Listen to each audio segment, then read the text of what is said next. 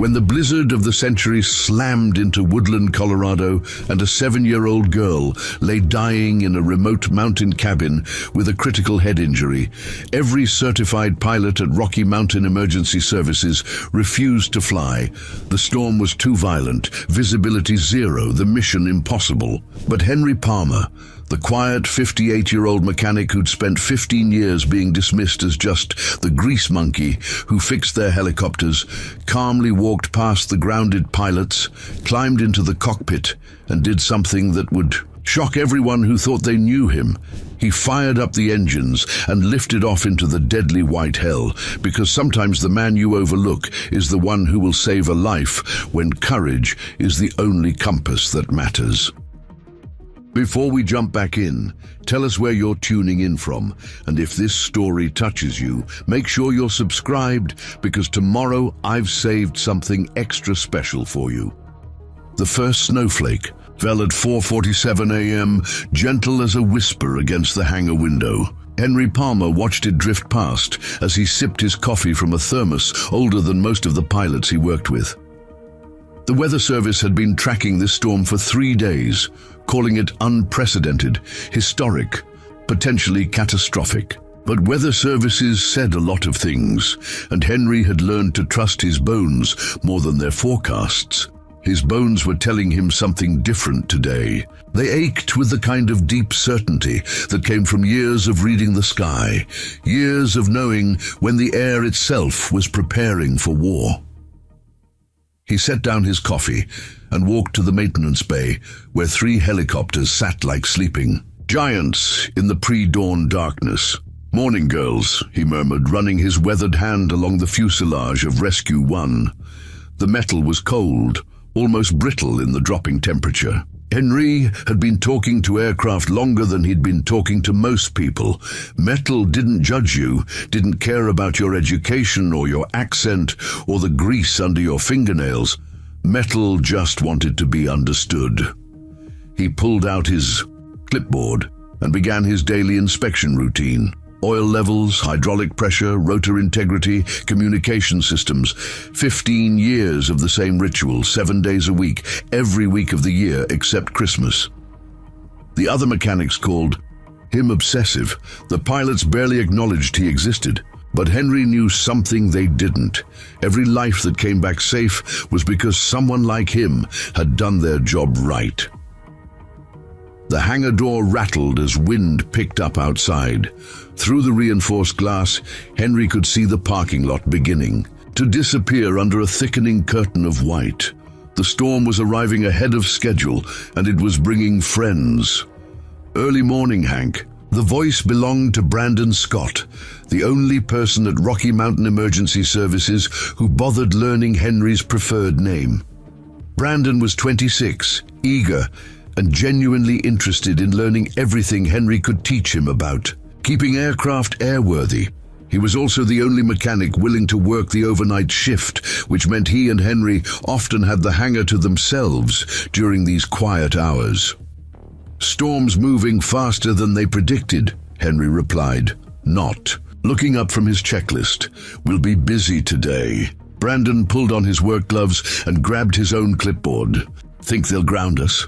Henry glanced toward the window, where snow was now falling in thick, determined sheets. "Depends on how bad it gets, and how many people need help." They worked in comfortable silence for the next hour, checking systems, testing equipment, ensuring that when the call came, and it always came, everything would be ready.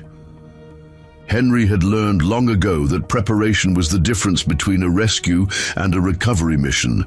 At 6:30, the day shift began arriving. First came Rachel Stewart, the lead dispatcher, her auburn hair pulled back in a practical ponytail and her blue eyes already scanning the weather reports on her tablet. Rachel was efficient, compassionate, and one of the few staff members who treated Henry with genuine respect.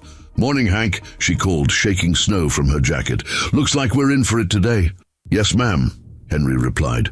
"Birds are ready if you need them." Travis Cooper arrived 15 minutes later, stomping his feet and complaining loudly about the weather. Travis was 42, cocky, and considered himself the best pilot in Colorado. He might have been right about his flying skills, but his people skills needed serious maintenance. "This is insane," Travis announced to no one in particular. "They're calling for zero visibility by noon. No sane pilots going up in this mess." Henry continued his work, but he listened. Travis had a way of making pronouncements that he expected everyone to treat as gospel. The younger staff usually did. Nicole Bailey, the newest flight medic trainee, hurried in behind Travis, her medical bag slung over her shoulder and determination written across her face. At 29, she was working twice as hard as everyone else to prove she belonged here. Henry admired that kind of quiet persistence. "What's the forecast looking like?" Nicole asked Rachel. "Blizzard conditions by 10 a.m., sustained winds up to 60 miles per hour, temperature dropping to 15. "Below," Rachel replied, reading from her screen. "State Patrol's already talking about closing the highways." Travis snorted. "Like I said, nobody's flying in this. We'll be sitting on our hands all day." Henry's jaw tightened slightly. He'd flown in weather that made this look like a spring shower, but that was a lifetime ago, in places where sitting on your hands meant people died. He kept his thoughts to himself and continued his inspection. Chief Vincent Ward arrived at 7:15 sharp, as he had every morning for the past 8 years. Ward was a by-the-book administrator who ran Rocky Mountain Emergency Services like a military operation, which Henry respected, even if the man barely acknowledged his existence. Ward had inherited Henry when he took the job and seemed to view him as a piece of equipment rather than a person. "Weather briefing in 10 minutes, Ward announced. "All flight personnel to the conference room." Henry wasn't flight personnel technically, he was maintenance staff, but he knew the weather as well as any pilot in the building, maybe better. He also knew the capabilities of every aircraft in their fleet down to the last bolt. Not that anyone ever asked his opinion. Captain Paul Hughes, the base supervisor and a retired Air Force officer, gathered the morning crew around the weather station. The radar showed a massive storm system covering half of Colorado, with woodland sitting directly in its path. "Folks, this is going to be a challenging day," Hughes began. "We've got whiteout conditions developing, extreme wind shear, and temperatures that'll freeze fuel lines if we're not careful. I want everyone to think twice before accepting any calls that aren't absolutely critical." Travis nodded approvingly. "Finally, some common sense. I've been saying all morning that nobody should be flying in this." Ruth Adams, the veteran nurse, who'd been with the service longer than anyone except Henry, looked up from her coffee. "What if someone needs help? We can't just tell them to wait for better weather." "Of course not," Hughes replied. "But we also can't help anyone if we crash trying to get to them. We'll evaluate each situation individually." Henry finished his paperwork and was heading back to the maintenance bay when the first call came in. Rachel's voice crackled over the intercom system, professional but tinged with urgency.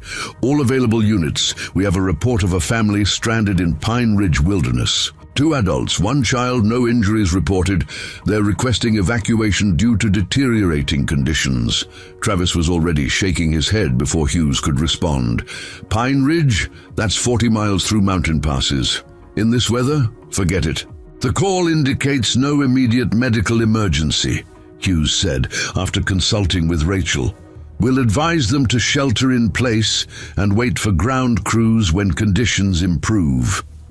Henry said nothing, but he thought about the family huddled somewhere in the wilderness, watching the snow pile up outside their windows, wondering if help was coming. He'd been that family once, long ago and far away, waiting for someone brave enough or foolish enough to fly through hell to reach them.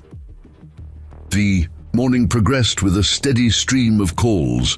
Minor accidents, stranded motorists, requests for welfare checks. Most were handled by ground units or deferred until conditions improved. The snow continued falling, heavier now, turning the world outside into a blank white canvas. At 10:43, everything changed. Rachel's voice came over the intercom again, but this time there was something different in her tone, something that made Henry stop what he was doing and listen. Emergency dispatch to all available units. We have a critical medical emergency in Pine Ridge Wilderness. 7-year-old female, severe head trauma from a fall, unconscious and unresponsive. Family reports significant bleeding. Patient requires immediate medical evacuation. The hangar went quiet except for the wind howling outside. Henry slowly set down his wrench and walked toward the dispatch area, where the flight crew was gathering around Rachel's station.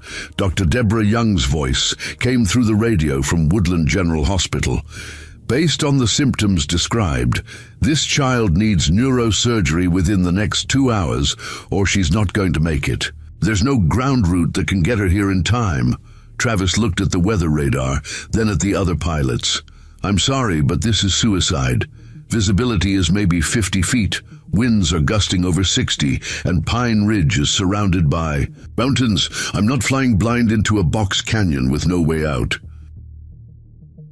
The other certified pilots nodded in agreement. It was a reasonable position, Henry had to admit. The flight would be extraordinarily dangerous, even for an experienced pilot in perfect weather. What about Denver? Nicole suggested. They have trauma surgeons, and it's not as far. Denver's completely socked in, Rachel replied, monitoring multiple weather feeds. Everything's grounded from Colorado Springs to Fort Collins. Chief Ward stepped forward, his expression grim. I'm not ordering anyone to fly in these conditions. The risk is too great. So what do we tell the family? Ruth asked quietly. Sorry, but your daughter's going to die because it's snowing. The question hung in the air like an accusation. Henry felt something stirring in his chest, something he'd kept buried for 15 years. He looked at the weather radar, calculating distances and fuel requirements and approach angles. He thought about Pine Ridge, about the narrow valley approach, about what it would take to get in and out alive.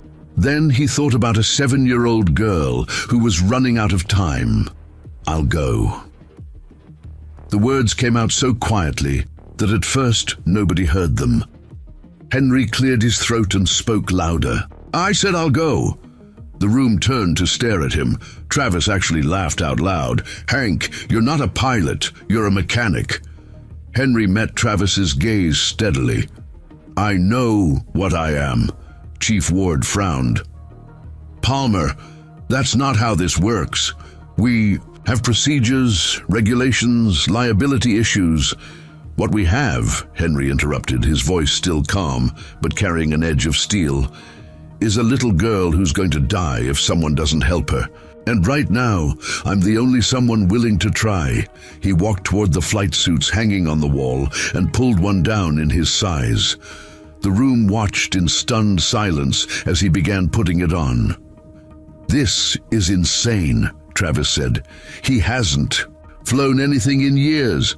Hell, I don't even know if he's ever flown anything. Henry paused in zipping up the flight suit and looked directly at Travis. There's a lot you don't know about me. Rachel had been monitoring the radio traffic from Pine Ridge. She looked up from her station, her face pale, the mother's getting more frantic. The little girl's breathing is becoming irregular. Dr. Young says that's a very bad sign. How long do we have? Henry asked. Based on the symptoms, maybe 90 minutes, Dr. Young's voice crackled through the radio. After that, Henry nodded and continued suiting up.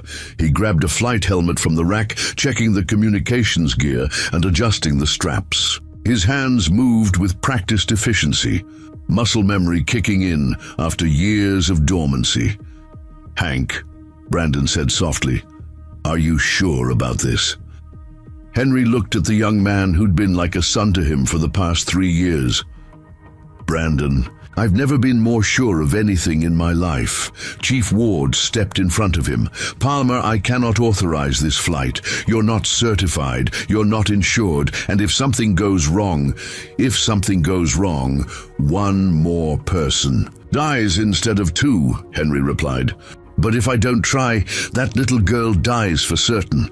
He walked past Ward toward the hangar where Rescue 1 sat waiting, her rotors gleaming under the fluorescent lights. Henry had maintained this aircraft for 6 years, knew every system, every quirk, every sound she made. If he was going to trust his life to anything, it would be to something he'd built with his own hands. Travis followed him into the hangar. "This is crazy, Hank. Even if you somehow know how to fly, which I seriously doubt, this weather will kill you, and then we'll have to risk other people trying to rescue you." Henry opened the pilot's door and looked back at the assembled crew. Rachel was monitoring her radios. Nicole was checking medical supplies. Brandon was staring at him with a mixture of admiration and terror.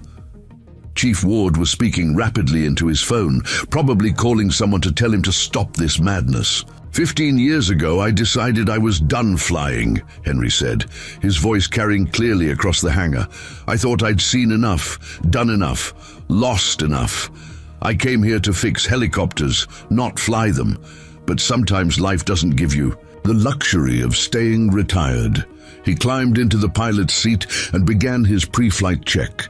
The controls felt familiar under his hands, like greeting an old friend after a long absence. Outside, the wind howled and the snow fell in sheets, turning the world into a white void. "Radio check," he said into his headset. Rachel's voice came back immediately. "Reading you 5 by 5, Hank. Weather update? Conditions are deteriorating rapidly. Visibility less than a quarter mile, winds gusting to 70. Pine Ridge is reporting complete whiteout conditions." Henry's hands moved over the instrument panel, checking systems, warming engines, preparing for what might be the most dangerous flight of his life. And that was saying something. "Hank!" Travis called from outside the aircraft. "For the record, I think you're either the bravest man I've ever met or the craziest." Henry smiled for the first time all morning.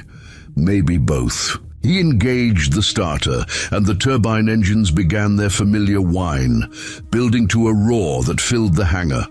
The rotor blades began to turn, slowly at first, then faster, until they were a blur of motion overhead.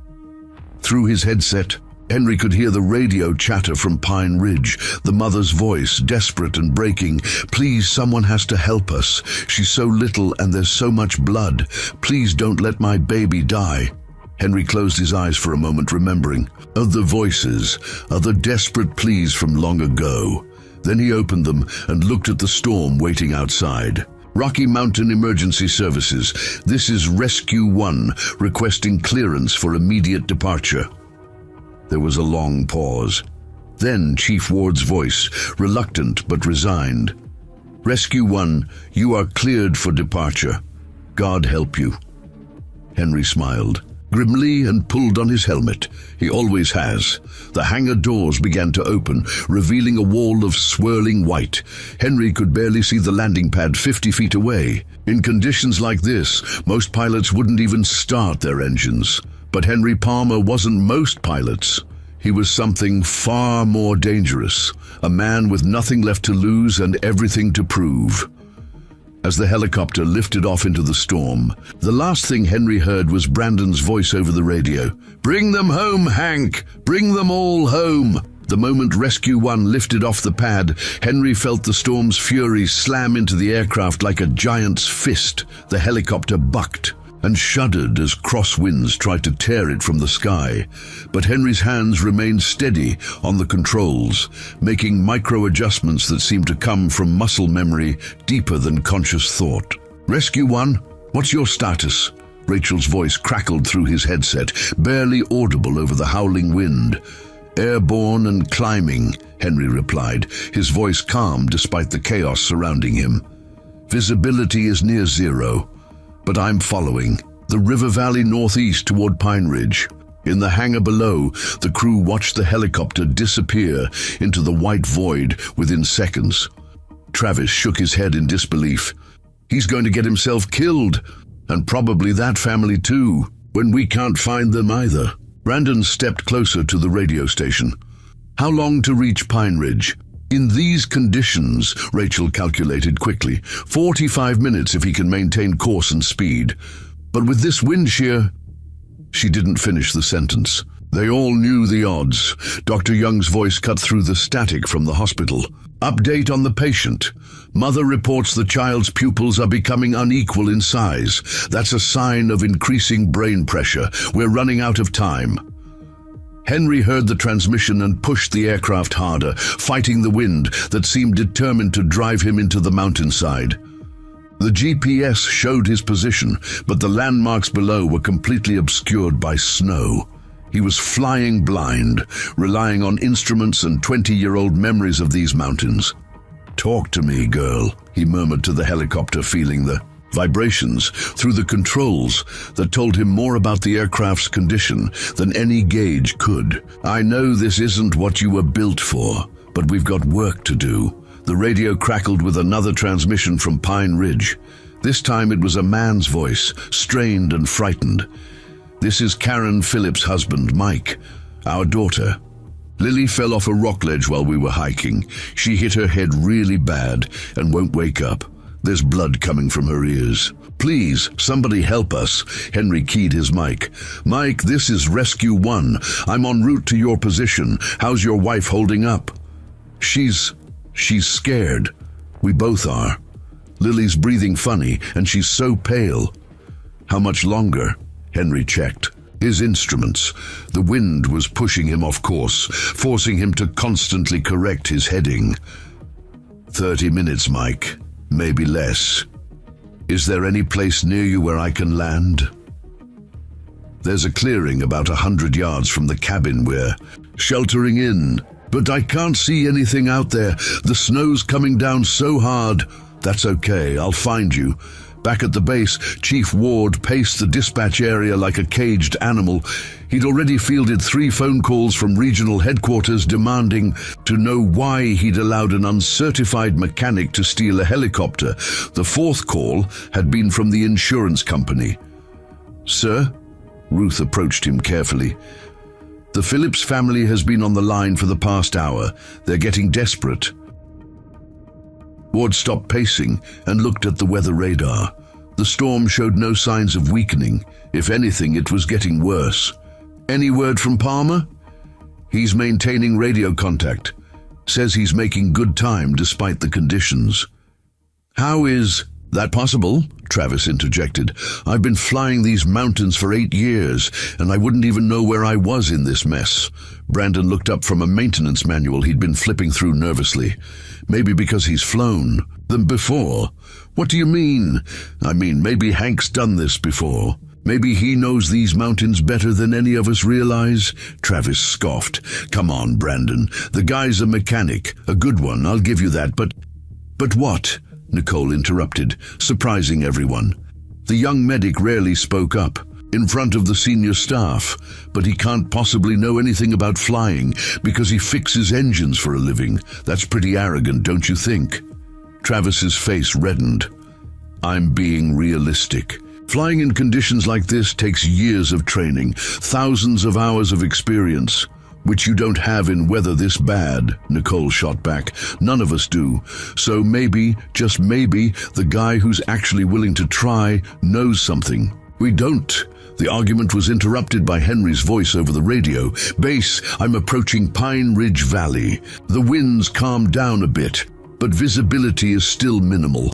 I'm going to start my descent." Rachel leaned into her microphone. "Rescue 1, be advised the terrain in that area is extremely hazardous. There are power lines running through the valley and several radio towers on the ridgeline. Copy that. I see the towers on my instruments." Henry's voice remained steady, but those listening carefully could hear the concentration in his tone. "Mike, are you there?" "I'm here." "Lily's getting worse. She made this weird noise a few minutes ago, and now she's breathing really shallow." Dr. Young's voice cut in immediately. "That sounds like a seizure. Her brain pressure is becoming critical.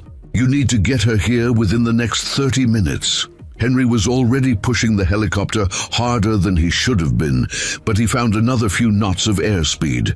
The mountains below were invisible, hidden by the storm, but he could feel their presence through the way the wind moved, the way the air pressure changed. It was like reading Braille with the entire aircraft.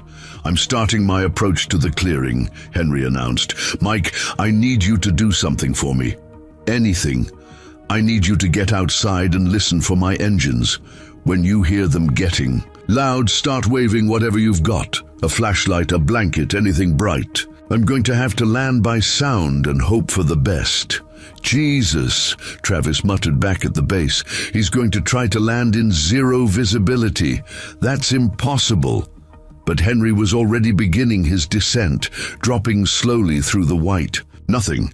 Watching his altimeter and listening to the sound of his rotors echo off the invisible mountainsides.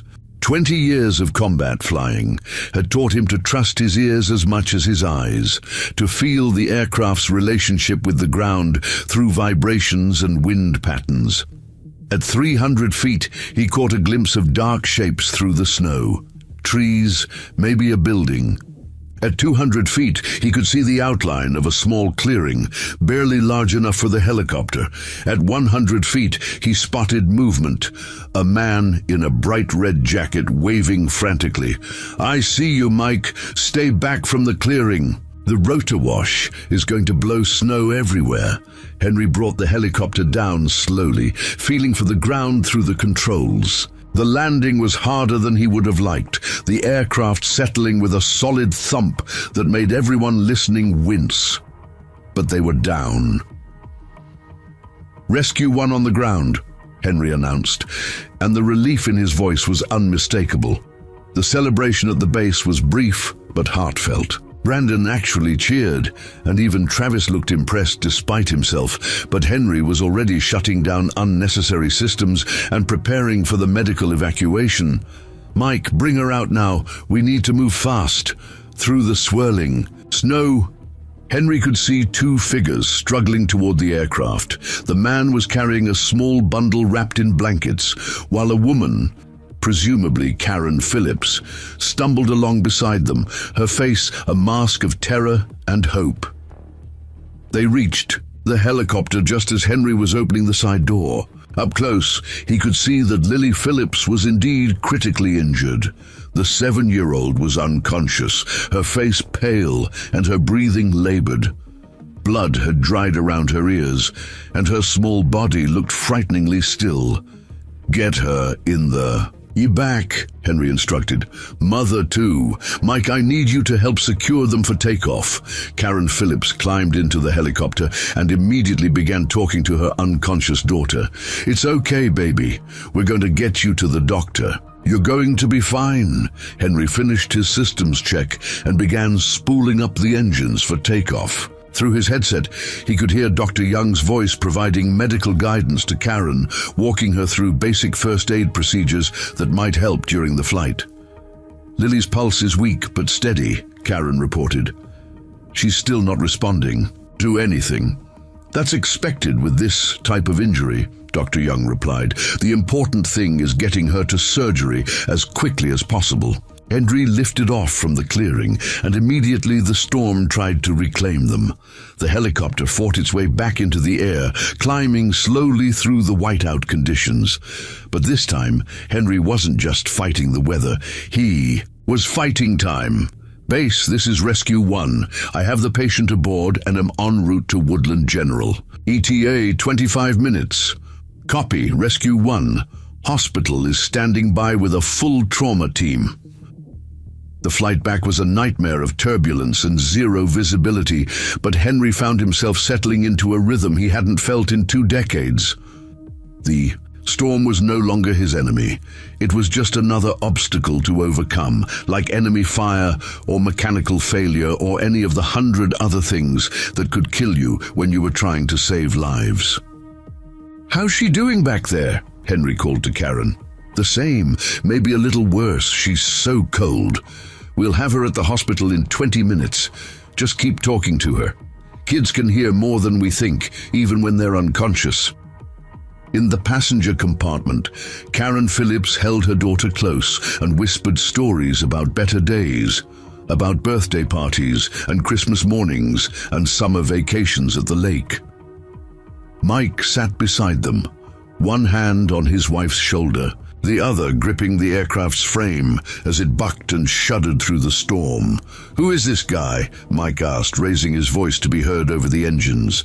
"The other pilots wouldn't even try." Henry heard the question through his headset, but didn't answer immediately. He was concentrating on the approach to Woodland, threading the needle between radio towers and power lines that he couldn't see, but knew were there. "He's just a mechanic," Karen replied, but there was wonder in her voice. "But he flew through. Hell to save our daughter. Woodland General, this is Rescue 1 on final approach. Have your trauma team ready at the landing pad." "Copy, Rescue 1. Team standing by. Wind is gusting to 40 knots from the northwest." Henry could see the hospital's landing pad through brief breaks in the snow, the bright lights cutting through the darkness like a beacon. The wind tried to push him past the target, but he compensated with subtle control inputs, bringing the helicopter down in a perfect landing, despite conditions that would have challenged pilots with twice his logged hours. The trauma team was waiting before the rotors stopped spinning. Dr. Young led the charge, directing the evacuation of little Lily Phillips with practiced efficiency. Within minutes, the child was on a gurney and racing toward the operating room. Karen Phillips paused before following her daughter inside.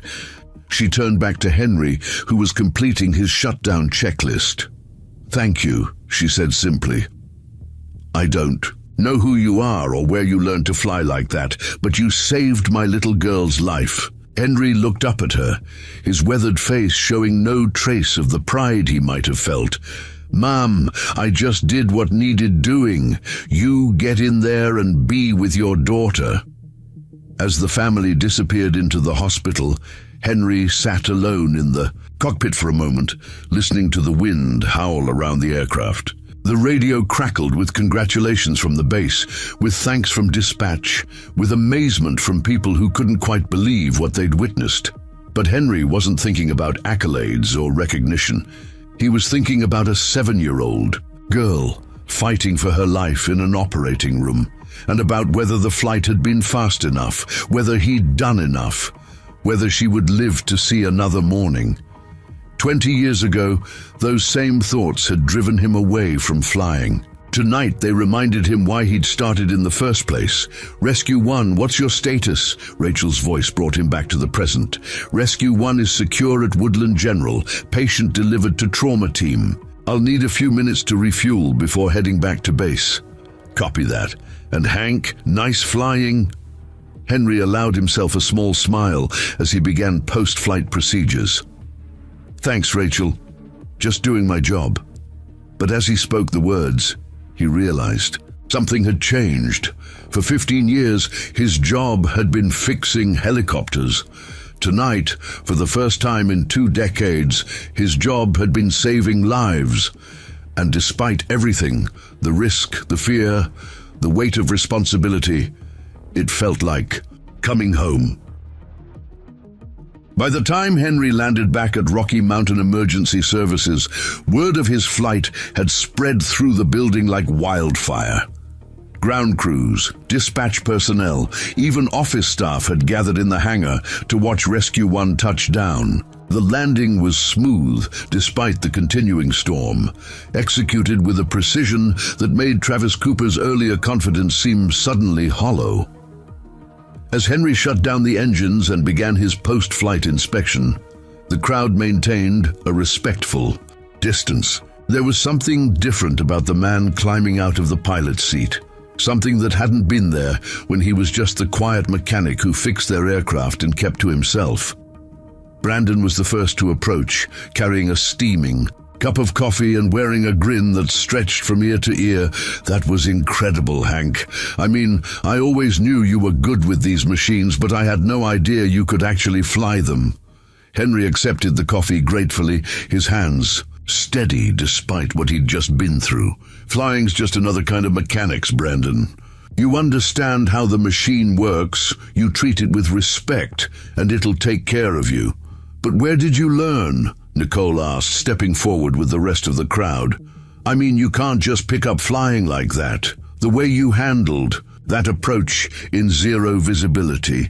Henry sipped his coffee and looked around at the assembled faces. Some showed genuine curiosity, others barely concealed skepticism. Travis stood at the back of the group, his arms crossed and his expression unreadable. "I learned a long time ago, in a place far from here," Henry said simply. "Back when flying was about getting people out of impossible situations, not worrying about liability and regulations." Chief Ward pushed through the crowd, his face flushed with a mixture of anger and relief. "Palmer, we need to talk. Now." Henry nodded and followed Ward to his office, leaving behind a buzz of speculation and whispered conversations. Through the glass partition, the staff could see Ward gesturing emphatically, while Henry sat calmly, occasionally nodding or responding with brief answers. $20 says Ward fires him, Travis muttered to the pilot standing next to him. "Are you kidding?" Rachel replied, looking up from her dispatch station where she'd been monitoring hospital communications. "The man just pulled off the most incredible rescue flight any of us has ever seen, in weather that grounded every other pilot in the state. He also violated about 50 regulations, flew without proper certification, and put the entire operation at risk," Travis countered. "Ward's a by-the-book guy. He can't just ignore that." In the office, Chief Ward was indeed struggling with exactly that dilemma. "Henry, what you did tonight was either the bravest thing I've ever witnessed or the most reckless. I'm honestly not sure which." "Does it matter?" Henry asked quietly. "A little girl is alive because someone was willing to take a risk. That seems more important than paperwork." Ward leaned back in his chair, studying the man across from his desk. "You've been here 15 years, and in all that time you never once mentioned that you could fly. Why?" Henry stared out the window at the storm that was still raging. "Because I didn't want to fly anymore. I came here to fix aircraft, not pilot them. I thought I was done with all that." "But you're not done." "Are you? Not really. I thought I was. Tonight proved me wrong." Ward picked up a pen and tapped it against his desk blotter. "The regional office is already asking questions.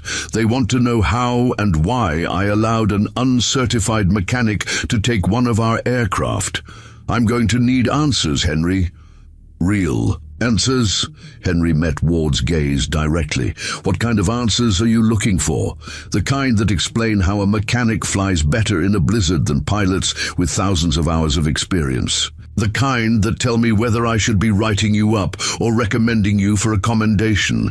Before Henry could respond, Rachel's voice came over the intercom. "Chief Ward, I have Dr. Young online too, with an update on the Phillips girl." Ward grabbed the phone immediately. "Dr. Young, how is she?" The conversation was brief but intense. Ward's expression shifted from concern to relief as he listened. When he hung up, he looked at Henry with something approaching awe. "She's going to make it. They got the pressure off her brain in time. Dr. Young says another 30 minutes and she would have died. She wanted me to thank whoever flew that mission." Henry nodded silently, but Ward could see the tension leave his shoulders. "Now," Ward continued, "about those answers." The office door opened without a knock, which was unusual enough to make both men look up in surprise. The man who entered was tall, silver-haired, and carried himself with the unmistakable bearing of a career military officer. He wore a civilian coat over what appeared to be a dress uniform, and his eyes went directly to Henry. "Henry Palmer," the man said, and it wasn't a question. Henry stood slowly, recognition dawning on his face. "Colonel Barnes, it's been a long time." Ward looked back and forth between them. "I'm sorry, do you two know each other?" The man extended his hand to Ward. "Lieutenant Colonel Janet Hill, Colorado National Guard. I apologize for the intrusion, but I heard about tonight's flight on the emergency channels. I had to see for myself if it was really Henry Palmer." "You know this man?" Ward asked. "Know him?" Hill's smile was genuine and warm. "Chief, Henry Palmer is a legend. He flew some of the most dangerous combat missions in the history of Army aviation. What he did tonight? That was just another Tuesday for him back in the day." Henry shifted uncomfortably. "Janet, that was a long time ago. Not so long that you've forgotten how to fly, apparently." She turned to Ward. "Chief, do you have any idea who you've had working in your maintenance bay for the past 15 years? Ward shook his head, clearly overwhelmed by the sudden turn of events. Hill pulled out her phone and scrolled through several screens before finding what she was looking for. "Chief Warrant Officer Henry Palmer, United States Army. Distinguished. Flying Cross, Bronze Star with V device. Air Medal with 27 oak leaf clusters. He holds the record for the most successful combat extractions under enemy fire in the history of the 160th Special Operations Aviation Regiment." "The Night Stalkers," Ward breathed. Every military pilot knew about the 160th SOAR, the elite unit that flew the most dangerous missions in the darkest places on Earth. "Henry flew missions that other pilots said were impossible," Hill continued. "Mountains, deserts, behind enemy lines, in weather that would ground commercial aircraft. He saved more lives than most people have met." Henry raised a hand to stop her. "Janet, please, that's enough." "No, it's not enough. Not when you're working as a mechanic, because people don't know what you're capable of." She looked at Ward. "This man should be training your pilots, not fixing their aircraft." Ward stared at Henry as if seeing him for the first time. "Why didn't you ever tell me?" "Because it doesn't matter," Henry replied. "What I did 20 years ago doesn't change what I am today. I'm a mechanic. I fix things. That's enough for me." "But it's not enough for the people who need help," Hill said gently. "Like that little girl tonight." Through the office window, they could see the maintenance crew outside, still talking animatedly about the rescue flight. Brandon was apparently telling the story again, using dramatic hand gestures to describe the helicopter's takeoff into the storm. "Henry," Ward said slowly, "I need to ask you something, and I need you to be completely honest with me." "Go ahead. You still qualified to fly? I mean, legally, officially, not just practically." Henry was quiet for a long moment. "My Army rating is inactive but still valid. I'd need to complete some civilian certifications and probably take a flight physical. But yes, I could be qualified again relatively quickly." "How quickly?" Hill answered before Henry could. "I can have him certified for emergency medical operations within a week. The National Guard has some pull with the FAA when it comes to qualified military pilots transitioning to civilian roles." Ward looked back and forth between them. "And would you be willing to do that, to become a certified pilot for our operation?" Henry glanced out at the storm, then at the radio where updates from the hospital continued to come through. Little Lily. Phillips was stable and responding well to treatment. Her parents were crying tears of relief instead of grief. "I don't know," Henry said honestly. "I stopped flying for a reason. I thought I was done with the responsibility, with the weight of other people's lives in my hands." "But you picked it up again tonight," Hill pointed out, "when it mattered." "Tonight was different. There was no choice." "There's always a choice," Ward said quietly.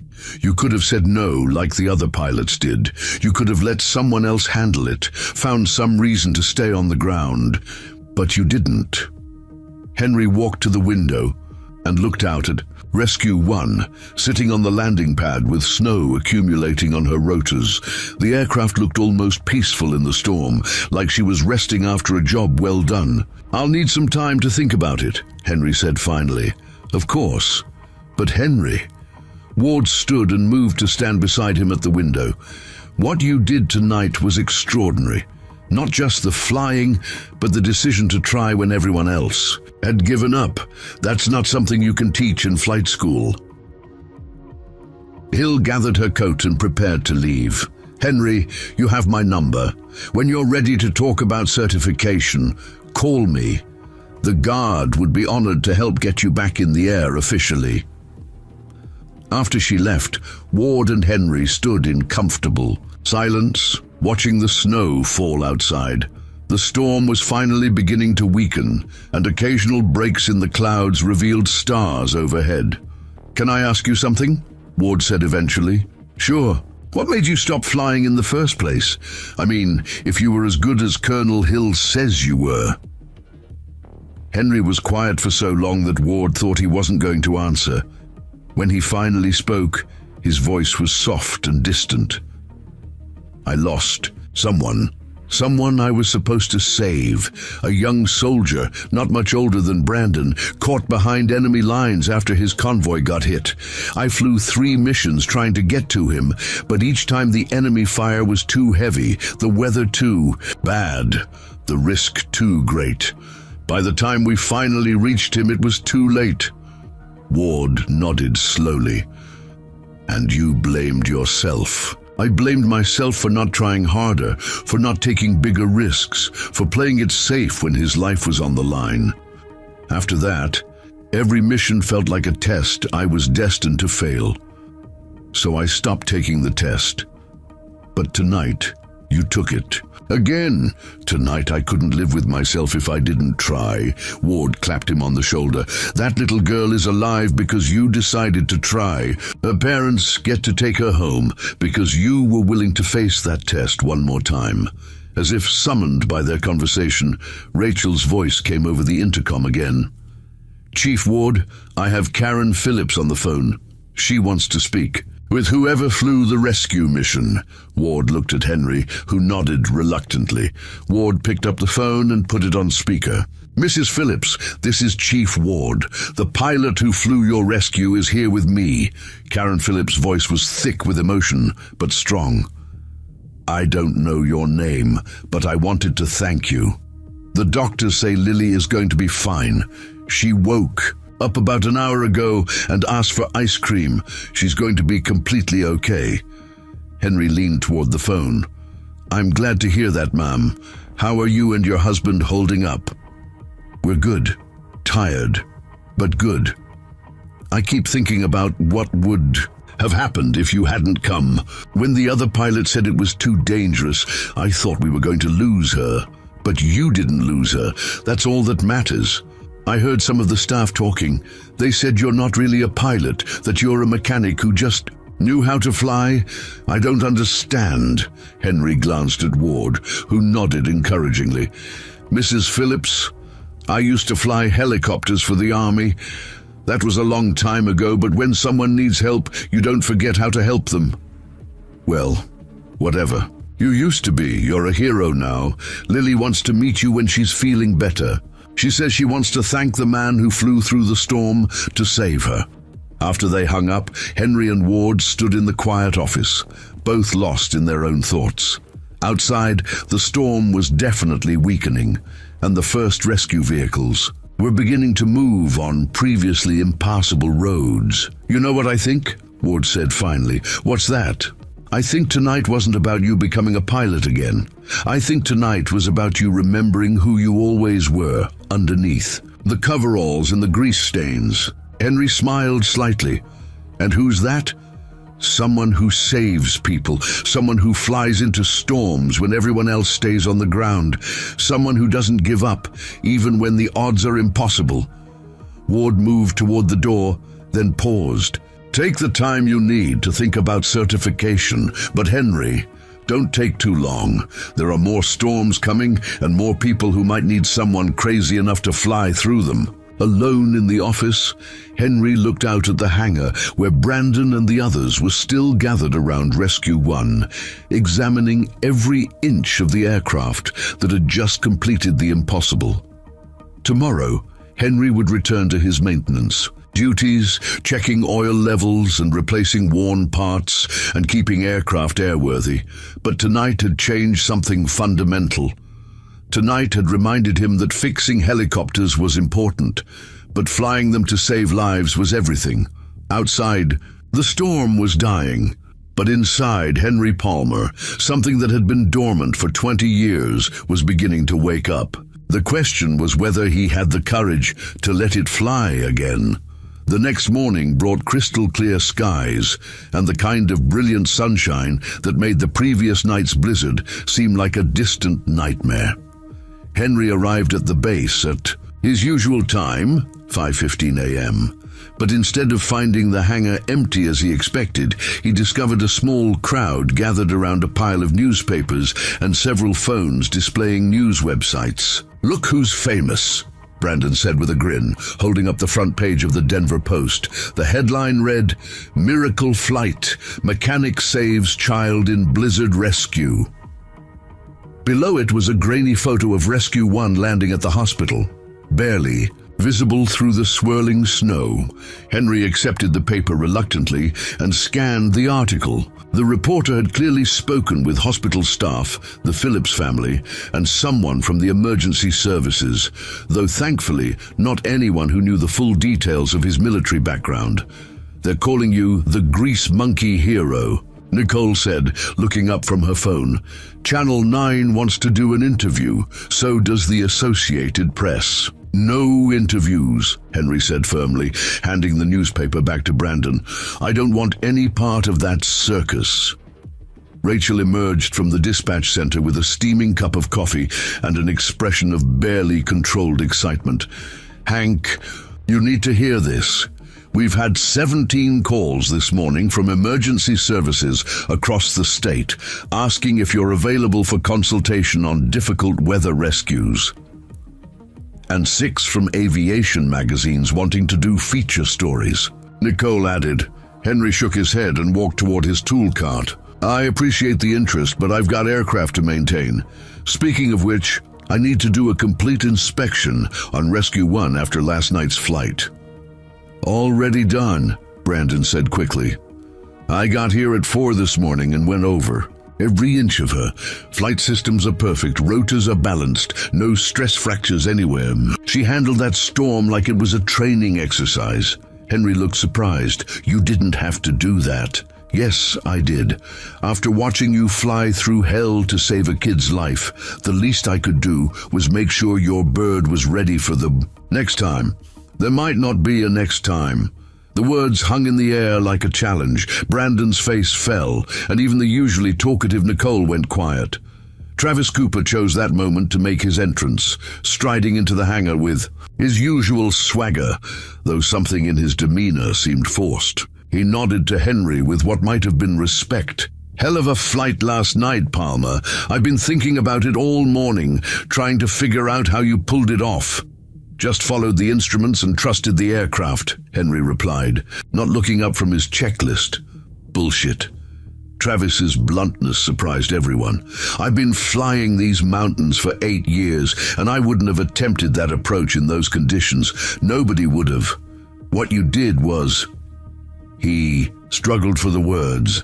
It was like watching someone who'd been flying combat missions his whole life. Henry finally looked up, meeting Travis's gaze. "Maybe because I have been." Before Travis could respond, Chief Ward appeared in the hangar doorway. "Palmer, my office. We need to talk." As Henry followed Ward across the facility, he could feel the eyes of the entire morning shift watching him. Word of his military background had clearly spread, though he suspected most people still didn't understand the full implications of what Lieutenant Colonel Hill had revealed. Ward's office felt smaller today, perhaps because it contained 2 additional visitors. The first was a woman in her 50s, wearing a tailored business suit and carrying a briefcase that looked expensive enough to fund a small aircraft. The second was a man who radiated authority despite wearing civilian clothes. His bearing and haircut marked him as military even from across the room. "Henry, I'd like you to meet Margaret Foster from the Colorado Department of Emergency Management and General Thomas Richardson, Colorado National Guard." Henry shook hands with both visitors, noting Richardson's firm grip and direct gaze. "General, Chief, Warrant Officer Palmer, it's an honor to meet you. I've read your service record. Impressive doesn't begin to cover it." Foster opened her briefcase and withdrew a thick folder. Mr. Palmer, what you accomplished last night has attracted attention at the state level. We're facing a crisis in emergency medical aviation across Colorado. Budget cuts have reduced our helicopter resources by 30%, while emergency calls have increased by nearly 50%. What does that have to do with me? Henry asked, though he suspected he already knew the answer.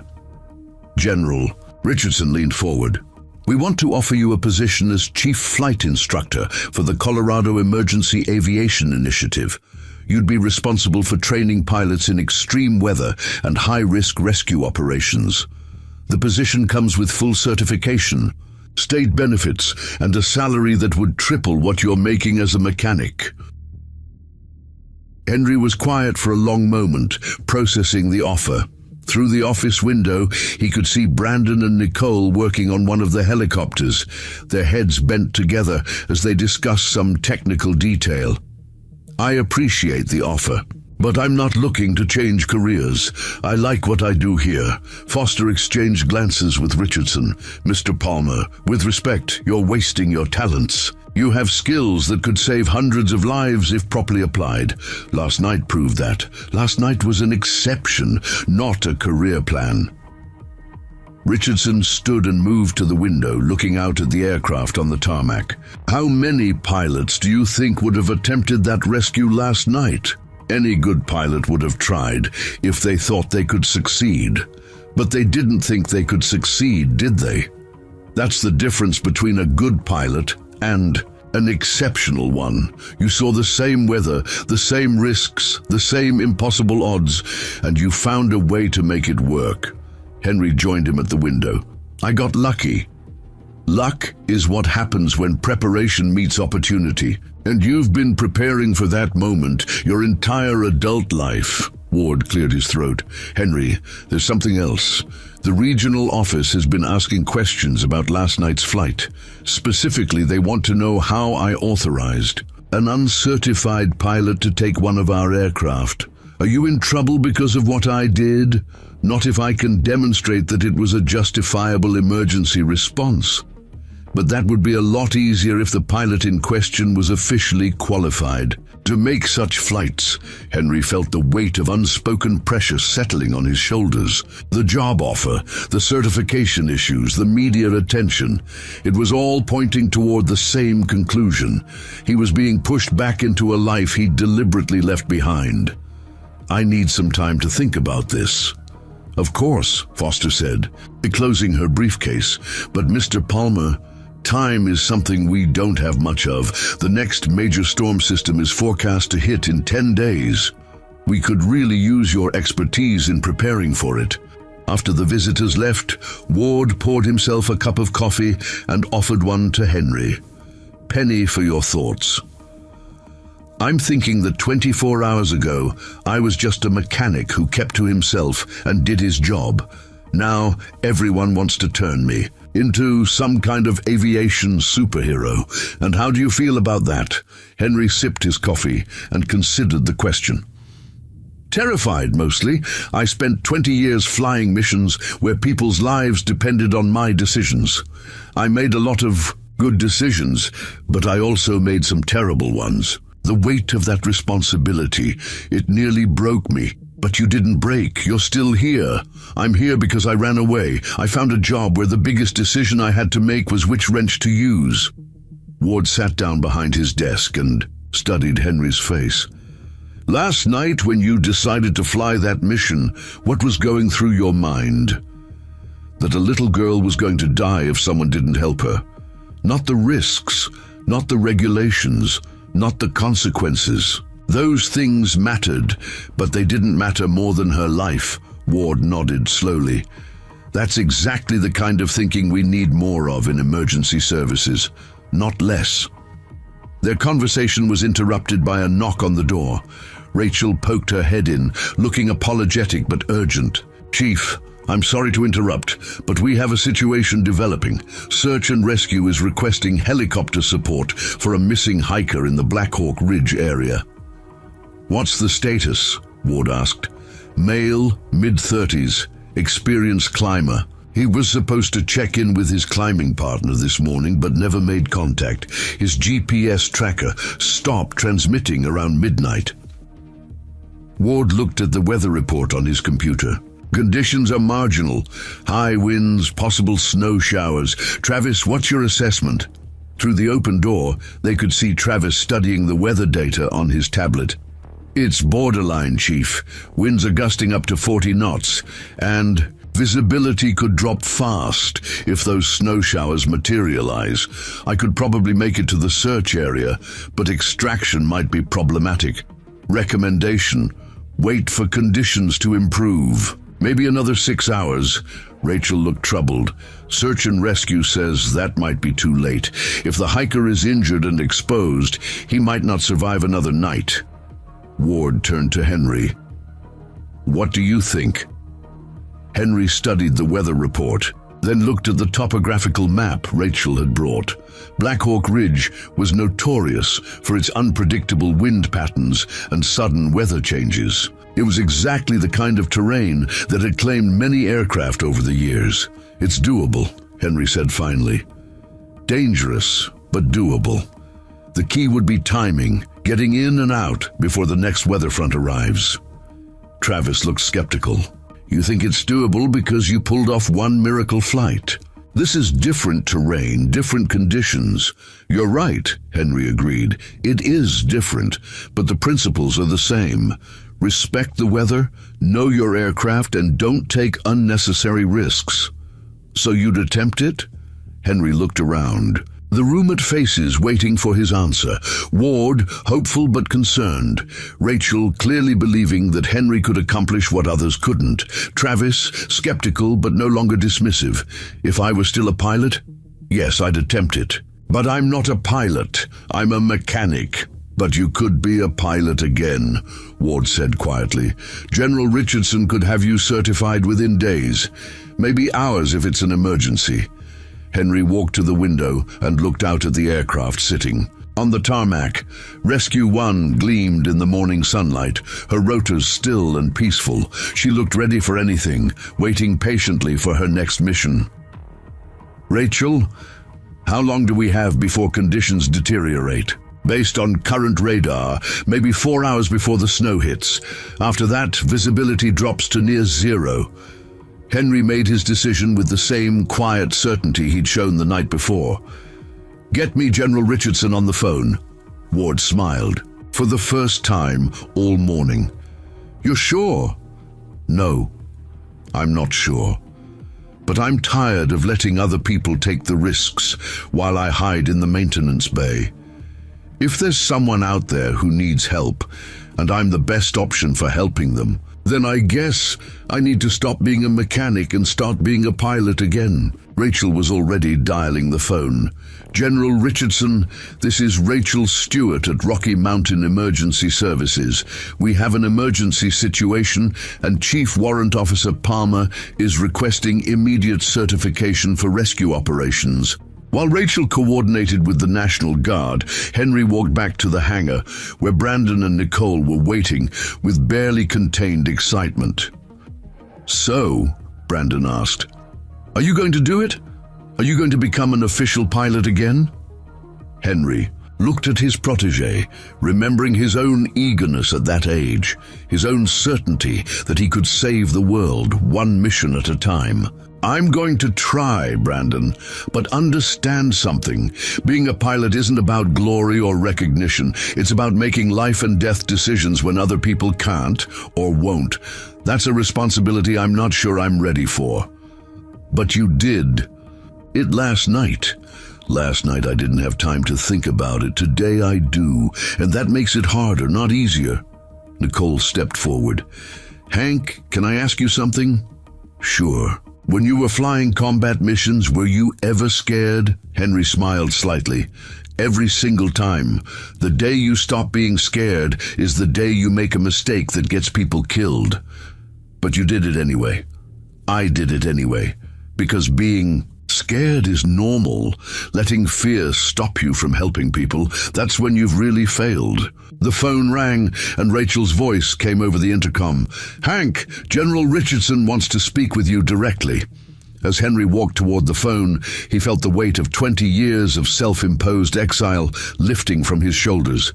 He was terrified, excited, and more alive than he'd felt in decades. He was about to stop being just a mechanic and start being Henry Palmer again. The question was whether Henry Palmer was ready to fly. General Richardson's voice crackled through the speakerphone with military efficiency. "Palmer, I can have emergency certification paperwork filed within 2 hours, but I need your commitment first. Are you prepared to return to active flight status?" Henry looked around the room at the faces watching him. Ward, hopeful but concerned. Rachel managing multiple radio frequencies tracking the missing hiker. Brandon practically vibrating with excitement. Through the window he could see Travis checking weather instruments with unusual intensity. "General, I need to be honest with you. It's been 20 years since I've flown regular missions. Last night was my first time in a cockpit since I retired." "And you executed a perfect rescue in conditions that grounded every other pilot in the state. Palmer, I've seen your military records. Skills like yours don't disappear. They just go dormant until they're needed again." Rachel held up her hand for attention.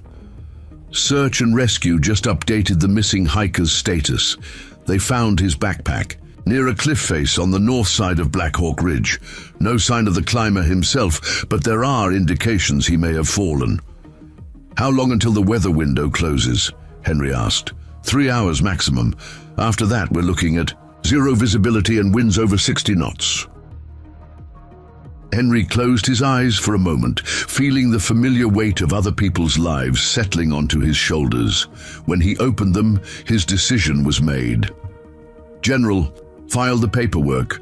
I'll take responsibility for my actions until the certification comes through." "Outstanding. I'll have Colonel Hill deliver your temporary flight authorization within the hour. Palmer?" "Yes, sir." "Welcome back to the sky." After hanging up, Henry found himself the center of intense activity. Ward coordinated with search and rescue for GPS coordinates and ground support. Rachel monitored weather updates and maintained contact with the missing hiker's climbing partner.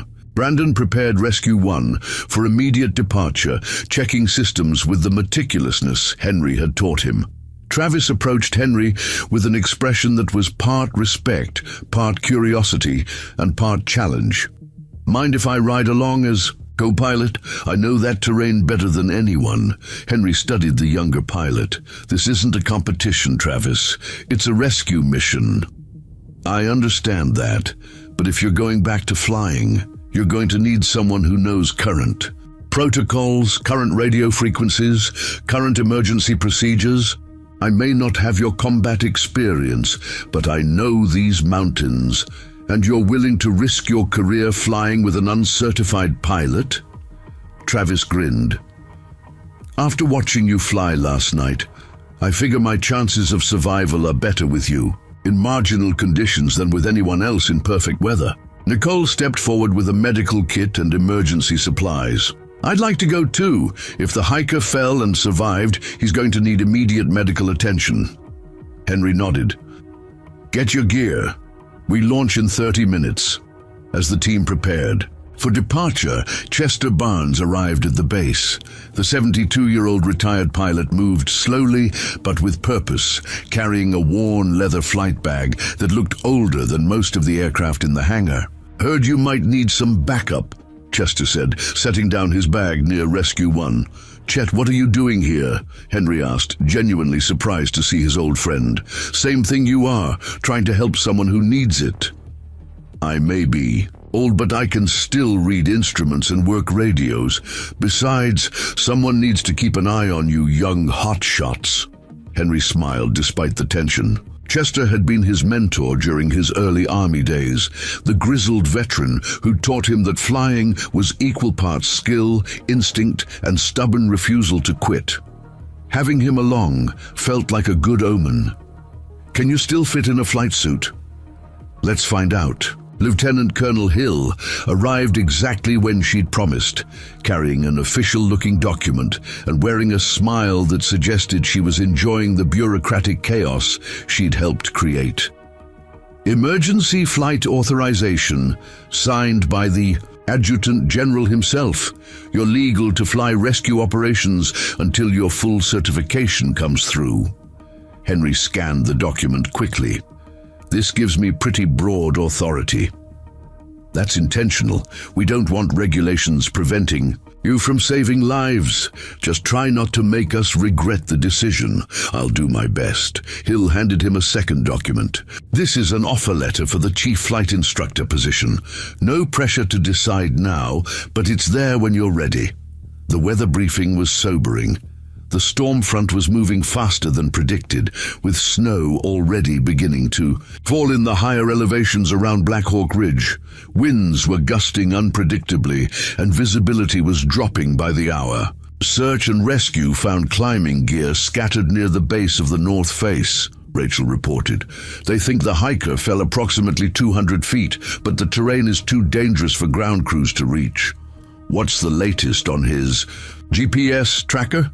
Travis asked. Still no signal. Either the device was damaged in the fall or... She didn't finish the sentence, but everyone understood the implication. Henry studied the topographical map, noting the contour lines that indicated the steep terrain around the suspected fall site. The approach is going to be tricky. We'll have to come in from the southeast, follow the ridgeline, then drop down into the canyon where the climbing gear was found. That puts us right in the path of the worst wind shear, Travis observed. No, but it's the only approach that gives us a chance of finding him and getting out safely. Chester looked up from the instruments he'd been checking. Weather's starting to turn. If we're going, we need to go now.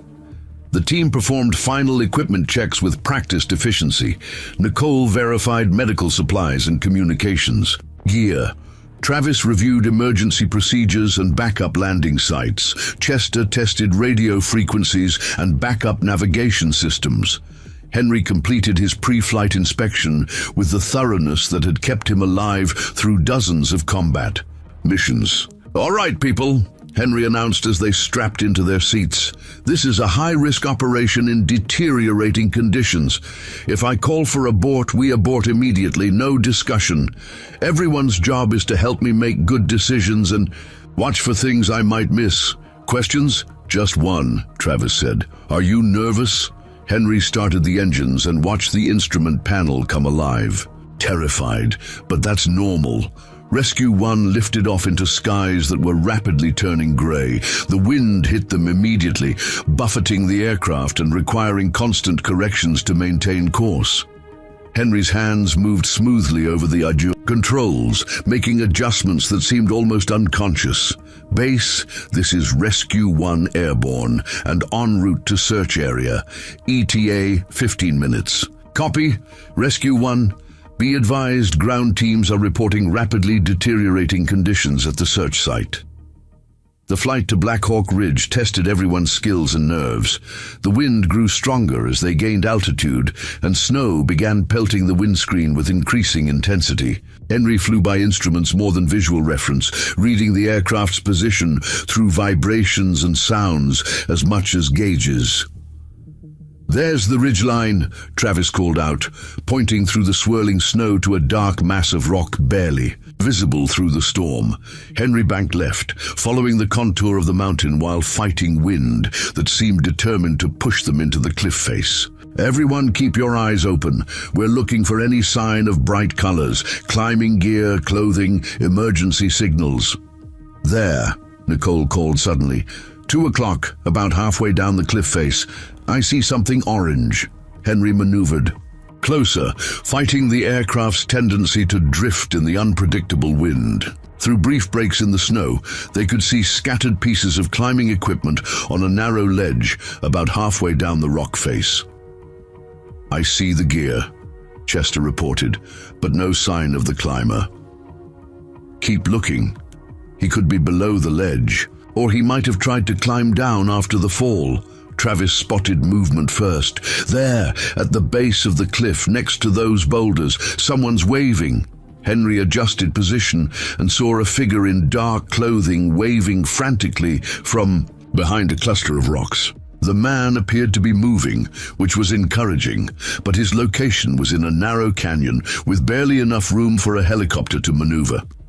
"That's got to be our guy," Henry said.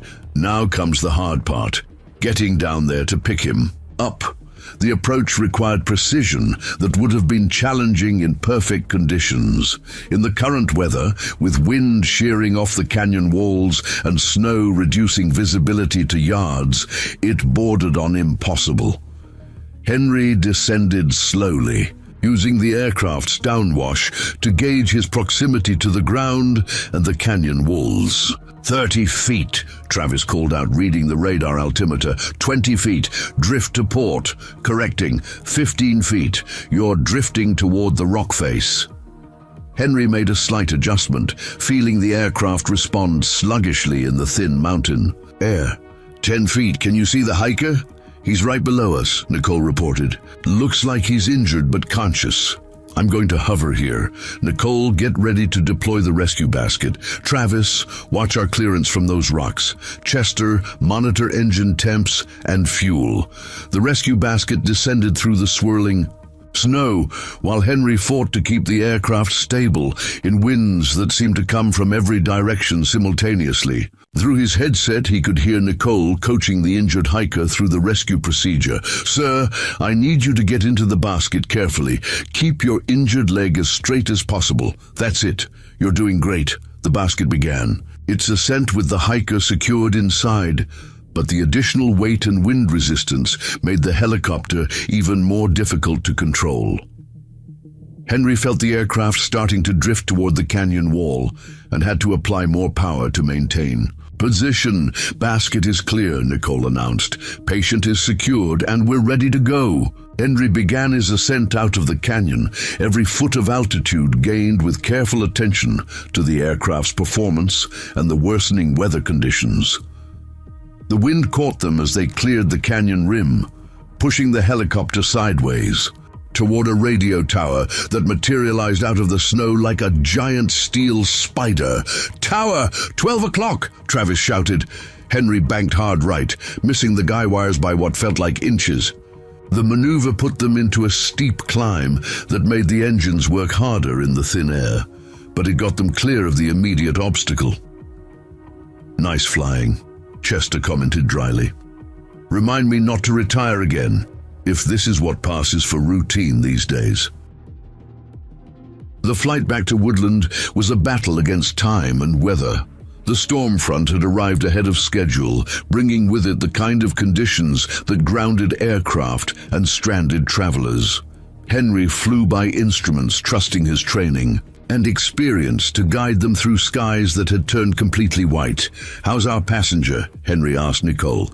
"Conscious and stable. Definitely has a broken leg, possible internal injuries, but he's talking and his vitals are good. He says his name is David Morrison, and he's been stuck in that canyon since yesterday afternoon."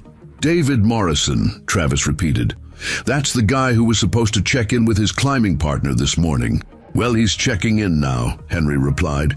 "Base, this is Rescue 1 inbound with one patient. Request immediate medical support at the landing pad."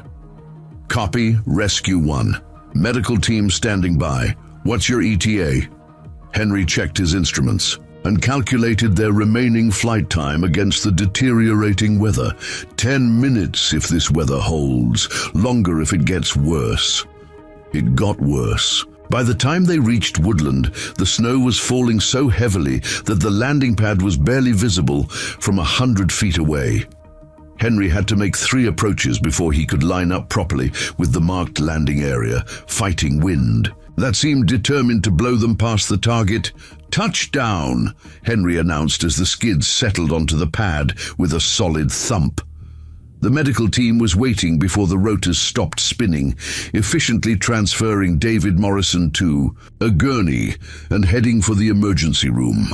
Dr. Young met them at the hospital entrance, quickly assessing the patient's condition. Compound fracture of the left leg, possible concussion, but overall, he's in remarkably good shape for someone who spent 18 hours exposed on a mountain, she reported. He's going to be fine. As the medical team disappeared into the hospital, Henry completed his post-flight procedures while his crew secured the aircraft. The storm was now a full blizzard, with winds that made conversation difficult and visibility measured in feet rather than yards. "Hell of a piece of flying," Travis said as they gathered their gear. "I don't know how you found that canyon in this weather, let alone got us in and out safely." "Experience," Henry replied simply, "and a little luck." "More than a little," Chester added with a grin. "I was starting to think we'd joined the mountain climbing club permanently." Back in the hangar, word of the successful rescue had already spread. Brandon greeted them with hot coffee and updates from the hospital, while Rachel coordinated with search and rescue to officially close the case.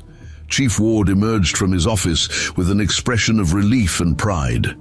"Outstanding work, people. David Morrison is going to make a full recovery thanks to your efforts." "It was a team effort," Henry said, hanging up his flight helmet. "Everyone did their job." "Including you," Ward replied. "How does it feel to be officially back in the pilot's seat?" Henry looked around the hangar at the faces of people who had become more than co-workers. They had become a team, a family united by the shared mission of helping others.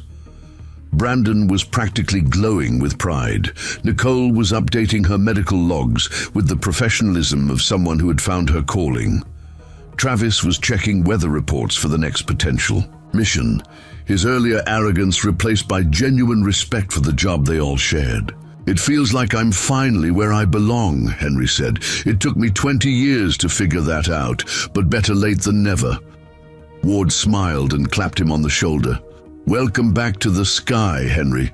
We've missed having you up there." As the storm raged outside, Henry Palmer, no longer just a mechanic but a pilot again, began planning for the missions that lay ahead. There would be more storms, more emergencies, more people who needed someone willing to fly through impossible conditions to reach them. And for the first time in 20 years, he was ready to answer that call.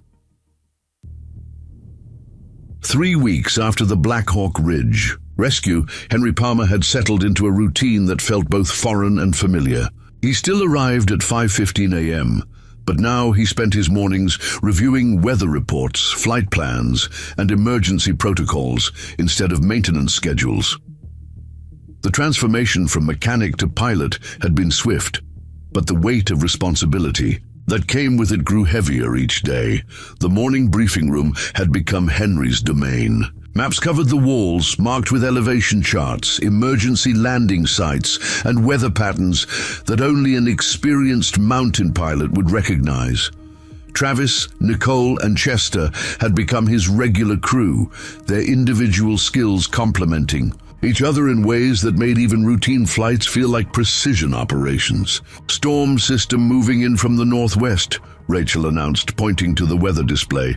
"Not as severe as what we dealt with 3 weeks ago, but significant enough to ground most civilian aircraft. Winds gusting to 50 knots, visibility dropping to a quarter-mile in snow showers." Henry studied the satellite imagery, noting the storm's movement and intensity. "Time frame? It'll hit us around noon, peak intensity between 2 and 6 p.m., then start clearing after dark. So we have about 5 hours of good flying weather, then it gets interesting." Henry turned to his crew. "Anyone have plans for this afternoon?" Travis grinned. "Just the usual, sitting around hoping someone doesn't need rescuing in impossible conditions. That's the job," Chester observed. "Hurry up and wait, then fly like hell when the call comes." The call came at 1:47 p.m., just as the first snow. Blurries began dancing past the hangar windows. Rachel's voice over the intercom carried the urgency that had become depressingly familiar.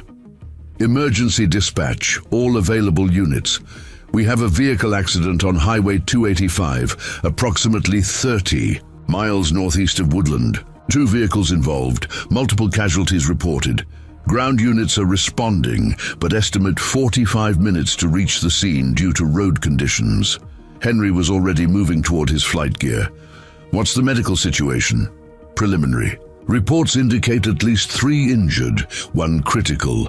State Patrol is requesting immediate medical evacuation for the critical patient.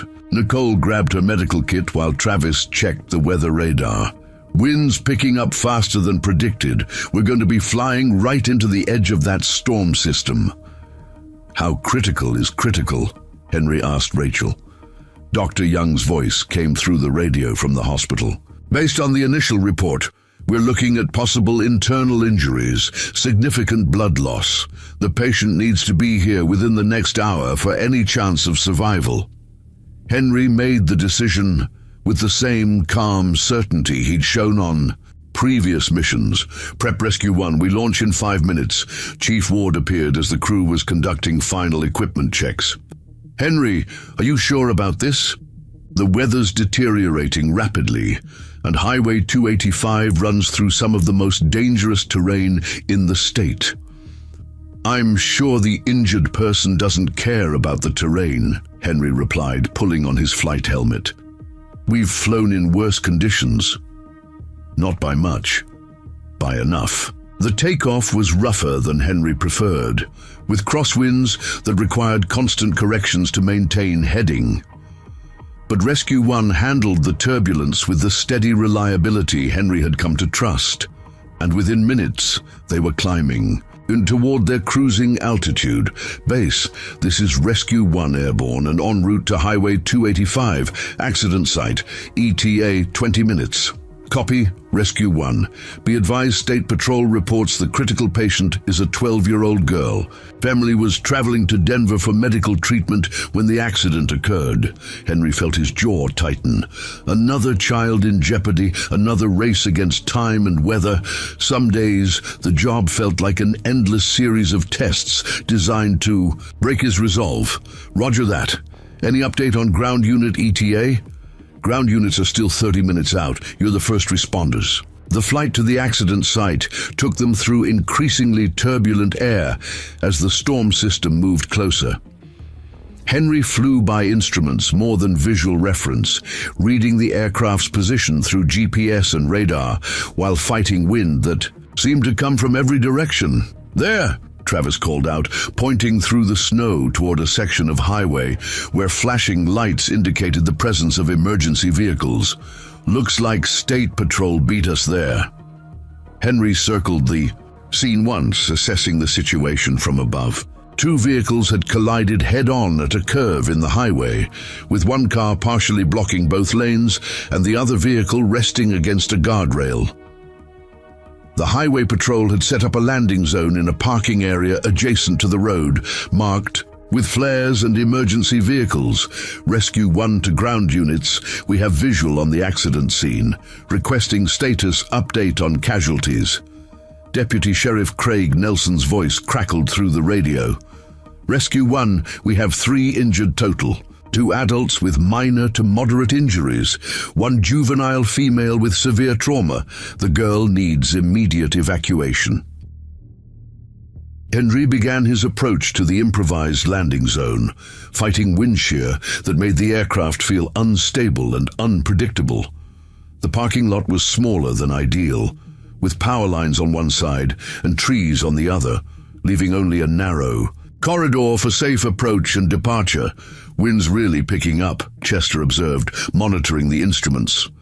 Gusting to 45 knots now. I can handle 45 knots, Henry replied, adjusting his approach angle. It's the gusts over 60 that get interesting. The landing required precision that showcased 20 years of experience flying in difficult conditions. Henry brought the aircraft down smoothly despite the wind, trying to push them sideways into the trees, touching down with barely a bump. Nicole was out of the aircraft before the rotors stopped turning, medical kit in hand as she rushed toward the accident scene.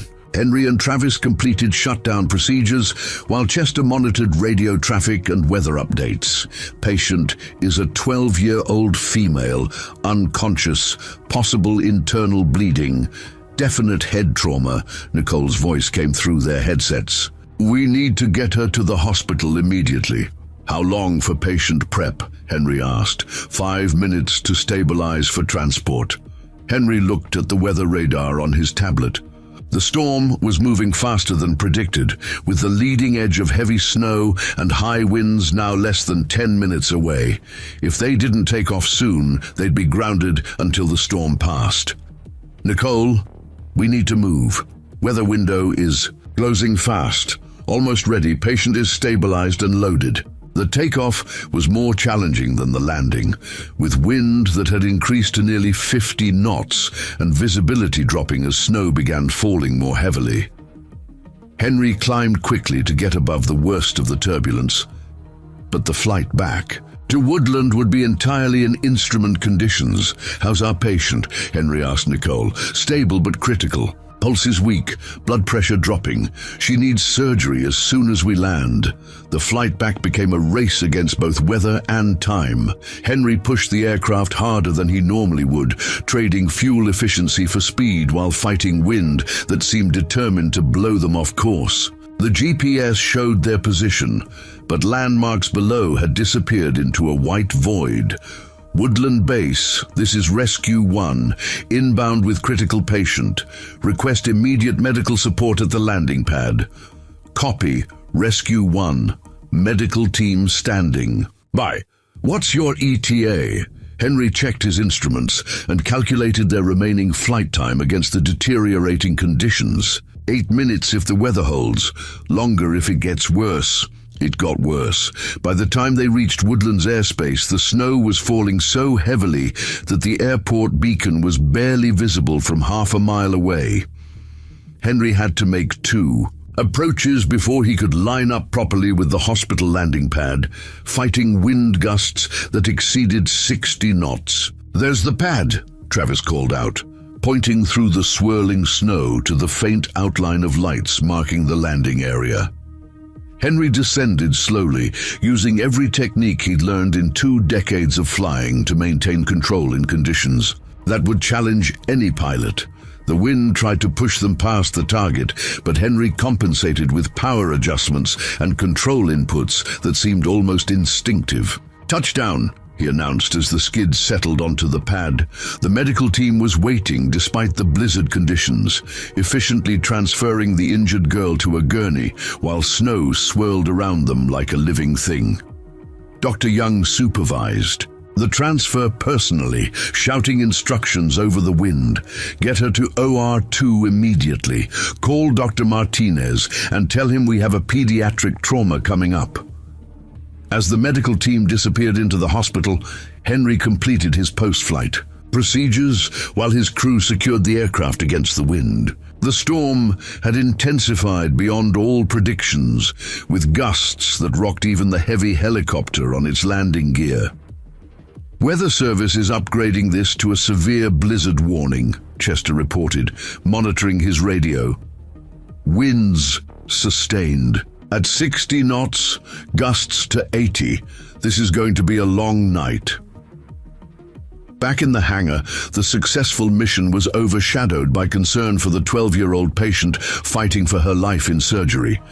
Henry found himself pacing the dispatch area, waiting for updates from the hospital while trying to appear calm for his crew. She's going to make it, Nicole said quietly. Dr. Young is the best trauma surgeon in the state, and we got her here in time. How can you be sure? Because you flew through hell to get her here, just like you did for Lily Phillips. Kids are tougher than we think, and good pilots give them the chance they need to prove it. The call from the hospital came 2 hours later. Dr. Young's voice was tired but relieved. Surgery went well. The girl has a long recovery ahead of her, but she's going to be fine. Another 30 minutes and we would have lost her. Henry closed his eyes and felt the familiar mixture of relief and exhaustion that followed every successful mission. Another child saved. Another family spared the worst kind of grief. But the emotional toll of carrying other people's lives in his hands was beginning to accumulate. Good job, people. Chief Ward said, joining the crew in the break room. "That was excellent flying in extremely difficult conditions. Just doing our job," Henry replied automatically. Ward studied his face with concern. "Henry, you look like you haven't slept in a week. When's the last time you took a day off? I'll rest when the weather improves and people stop needing help." "That's not how this works. You can't save everyone if you're too exhausted to fly safely." Travis looked up from the weather report he'd been studying. "Chief's right, Hank. You've been pushing yourself pretty hard since you came back to flying. Maybe you should consider taking that instructor position General Richardson offered. Less stress, regular hours, still helping people but not carrying all the responsibility yourself." Henry poured himself another cup of coffee and stared out at the storm raging beyond the windows. "I've thought about it, but every time I'm ready to step back, someone needs help that only we can provide. And there will always be someone who needs help," Chester said gently. "That's the nature of the job. But you can't fly every mission, save every person, carry every burden. That way lies madness." "I know that. Intellectually, I know that. But when the call comes in about a kid who's dying, you remember why you started flying in the first place," Nicole finished. "I get it, but Chester's right. You can't save everyone, and trying to will eventually mean you can't save anyone." Their conversation was interrupted by the arrival of an unexpected visitor. Pastor Timothy Rogers entered the hangar shaking, snow from his coat and carrying what appeared to be a care package from the community. "Evening, folks. I brought some food from the church ladies and wanted to thank you for what you've been doing. Word gets around quickly in a town this size, and everyone knows about the lives you've been saving." "Just doing our job, Pastor," Henry said. "Maybe, but jobs don't usually require flying through blizzards to save children. The Phillips family wanted me to tell you that Lily is doing great. She's back in school and wants to be a helicopter pilot when she grows up." Henry smiled for the first time all day. "She's got good taste in career choices," Pastor Rogers set down his package and looked around at the assembled crew. "You know, there's something I've been thinking about since this all started. About how sometimes the people we overlook, the ones we take for granted, turn out to be exactly what we need when things get desperate." "What do you mean?" Nicole asked. "I mean that 3 weeks ago, Henry was just the mechanic who fixed helicopters. Someone most people barely noticed, whose background and experience were completely invisible to the rest of us. But when a crisis came, when the certified pilot said it was impossible, Henry stepped up and proved that sometimes the person you least expect is exactly the person you need most." Henry shifted uncomfortably. "Pastor, I appreciate the sentiment, but nothing. What you've done, not just the flying, but the willingness to take responsibility when others wouldn't, that's changed this community. People feel safer knowing you're here. Parents sleep better, knowing that if their children need help, someone will come for them no matter what the weather looks like." The hangar fell quiet except for the wind howling outside. Henry looked around at his crew. Travis, who had evolved from arrogant rival to trusted partner. Nicole, whose medical skills and calm competence made impossible missions possible. Chester, whose experience and wisdom provided the foundation for every flight. Brandon, whose enthusiasm and loyalty reminded Henry why the work mattered. "The thing is," Henry said finally, "I didn't do any of this alone. Every successful mission has been about teamwork, about people who trust each other enough to fly into storms and bring everyone home safely. That's what makes it special," Pastor Rogers replied. "It's not about one hero pilot saving the day. It's about ordinary people doing extraordinary things because they care about their community and each other." As the evening wore on and the storm gradually began to weaken, Henry found himself thinking about the offer letter from the Colorado Department of Emergency Management still sitting in his locker. The chief flight instructor position would mean training other pilots, sharing his experience, building the kind of teams that could respond to emergencies across the state. But it would also mean stepping back from the front lines, from the immediate satisfaction of saving lives, one mission at a time. It was a decision that would define the rest of his career, and he still wasn't sure which path was right. Outside, the blizzard showed signs of weakening, and the radio crackled with reports of improving conditions. Soon, roads would reopen, power would be restored, and normal life would resume for the thousands of people who had weathered the storm safely. But for Henry Palmer and his crew, the storm's end simply meant preparing for the next emergency, the next impossible mission, the next opportunity to prove that ordinary people could accomplish extraordinary things when lives hung in the balance. The question was how long they could maintain that level of intensity before something broke. Either the aircraft, or the crew, or the man who had taken responsibility for keeping them all flying safely through hell and back again. The fourth week of Henry's return to flying began with deceptive calm. Clear skies stretched from horizon to horizon, and the morning weather briefing showed favorable conditions across the entire region. For the first time in weeks, Henry found himself with nothing urgent demanding his attention. He used the quiet time to work on aircraft maintenance, returning to the familiar rhythm of checking systems and replacing worn components. There was something therapeutic about working with his hands, solving mechanical problems that had clear solutions and predictable outcomes. Flying saved lives, but fixing aircraft prevented emergencies from becoming disasters. Brandon joined him in the maintenance bay, carrying a clipboard and wearing the serious expression he'd adopted since becoming Henry's unofficial apprentice. In both mechanics and aviation, "Hank, I've been thinking about something." "What's that?" "The instructor position. Have you made a decision yet?" Henry paused in his inspection of a rotor bearing. "Still considering it." "Why?" "Because I think you should take it. Not because you need to step back, but because other people need to learn what you know. There are plenty of good flight instructors already." "Are there? Are there instructors who can teach what you've been doing, flying in conditions that ground everyone else, making decisions under pressure that save lives, building teams that work together seamlessly?" Henry looked at his young protégé with surprise. Brandon had grown considerably in the past month, evolving from eager apprentice to thoughtful observer of the larger picture. "What brought this on?" "I got a call yesterday from my cousin in Denver. He's a paramedic there, and he's been hearing stories about what we've been doing here. He said other emergency services across the state are asking how Woodland's team manages to operate in weather that grounds everyone else." "It's not just me, Brandon, it's the whole crew." "Exactly, that's what I'm saying. You've built something here that other places need. But if you're the only one who knows how to do it, what happens when you retire?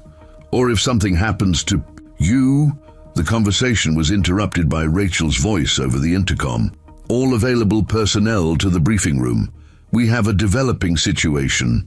Henry and Brandon exchanged glances. In their experience, developing situations usually meant someone was in trouble somewhere remote and difficult to reach. The briefing room was already crowded when they arrived. Chief Ward stood at the front, pointing to a large map of the state, marked with weather symbols and topographical features. His expression was grimmer than usual. "Folks, we have a situation developing in the Iron Creek Canyon area. A family of 4 went hiking 3 days ago and failed to return yesterday evening as scheduled. Local search and rescue has been looking for them since this morning with no success." Travis studied the map with concern. "Iron Creek Canyon? That's wilderness area. No roads, no cell towers. If they're in there, it's helicopter access only. Which brings us to the complicating factor," Ward continued. "Weather Service is tracking a major storm system moving in from the west. Not like the local storms we've been dealing with. This one's a full-scale mountain blizzard, sustained winds over 70 miles per hour, zero visibility, temperatures dropping to 20 below." Nicole looked up from her notes. How long do we have before it hits? 6 hours, maybe 8. After that, nothing flies until it passes through, which could be 2 or 3 days. Chester whistled low. And if that family is injured or stranded without shelter, they won't survive 3 days in those conditions, Ward finished, which is why we need to find them and get them out before the storm arrives. Henry studied the topographical map, noting the elevation contours and terrain features that would affect any search operation. Iron Creek Canyon was notorious among pilots: narrow approaches, unpredictable wind patterns, and terrain that provided few emergency landing options. "What's the search plan?" Henry asked. "Ground teams are working the lower elevations and main trail systems. We need air support to cover the remote areas that can't be reached on foot." "Sir," Travis interjected, "Iron Creek Canyon in marginal weather is extremely dangerous. The approach corridors are narrow, and if the wind picks up while we're in there..." "I understand the risks," Ward replied. "That's why I'm not ordering anyone to fly this mission. I'm asking for volunteers." The room fell quiet. Iron Creek Canyon had claimed aircraft before, pilots who misjudged the wind or got caught in downdrafts that slammed them into canyon walls. With a major storm approaching, the risks would be even higher than usual. Henry stood up slowly, feeling the familiar weight of responsibility settling on his shoulders. "I'll go." "Hank," Travis said quietly, "this isn't like the other rescues. Iron Creek Canyon is a death trap in good weather. With a storm coming, a family of 4 dies if someone doesn't find them," Henry replied. "And I'm the best pilot we have for this kind of mission." It wasn't arrogance speaking. It was simple fact. Henry's combat experience included missions in terrain similar to Iron Creek Canyon, in weather that made the approaching storm look manageable. If anyone could get into the canyon and back out safely, it was him. "I'm going too," Nicole announced, standing to join Henry. "Nicole, this is going to be extremely dangerous," Ward cautioned. "So was every other mission we've flown together. If that family is injured, they'll need immediate medical attention. I'm the best qualified person for that job." Travis looked around the room, then sighed and stood up. "Well, I can't let you two have all the fun. Besides, someone needs to watch Henry's back and make sure he doesn't do anything too crazy." Chester remained seated but smiled. "You young folks go play in the mountains. I'll stay here and monitor communications. Someone needs to be ready to coordinate a rescue if you get yourselves into trouble." Henry felt a surge of affection for his crew. They understood the risks as well as he did, but they were willing to face them because 4 people needed help. It was the kind of loyalty and dedication that couldn't be taught in any classroom. "All right, people," Henry said. "We launch in 30 minutes. This is going to be a fast search pattern. Get in, cover as much ground as possible, find the family, and get out before the storm hits. Everyone clear on that?" The crew nodded and began preparing for what would be their most dangerous mission yet. Henry completed his pre-flight inspection with extra attention to every system, knowing that mechanical failure in Iron Creek Canyon could be fatal. Travis reviewed topographical maps and emergency procedures, while Nicole prepared medical supplies for multiple casualties. The takeoff was smooth, but Henry could already feel the leading edge of the storm system in the way the air moved. Subtle pressure changes and wind shifts that most people wouldn't notice, but which told an experienced pilot that weather was coming, whether the forecast said so or not. "Base, this is Rescue 1 Airborne and en route to Iron Creek Canyon search. Area, ETA 25 minutes. Copy Rescue 1. Be advised ground search teams report no contact with the missing family.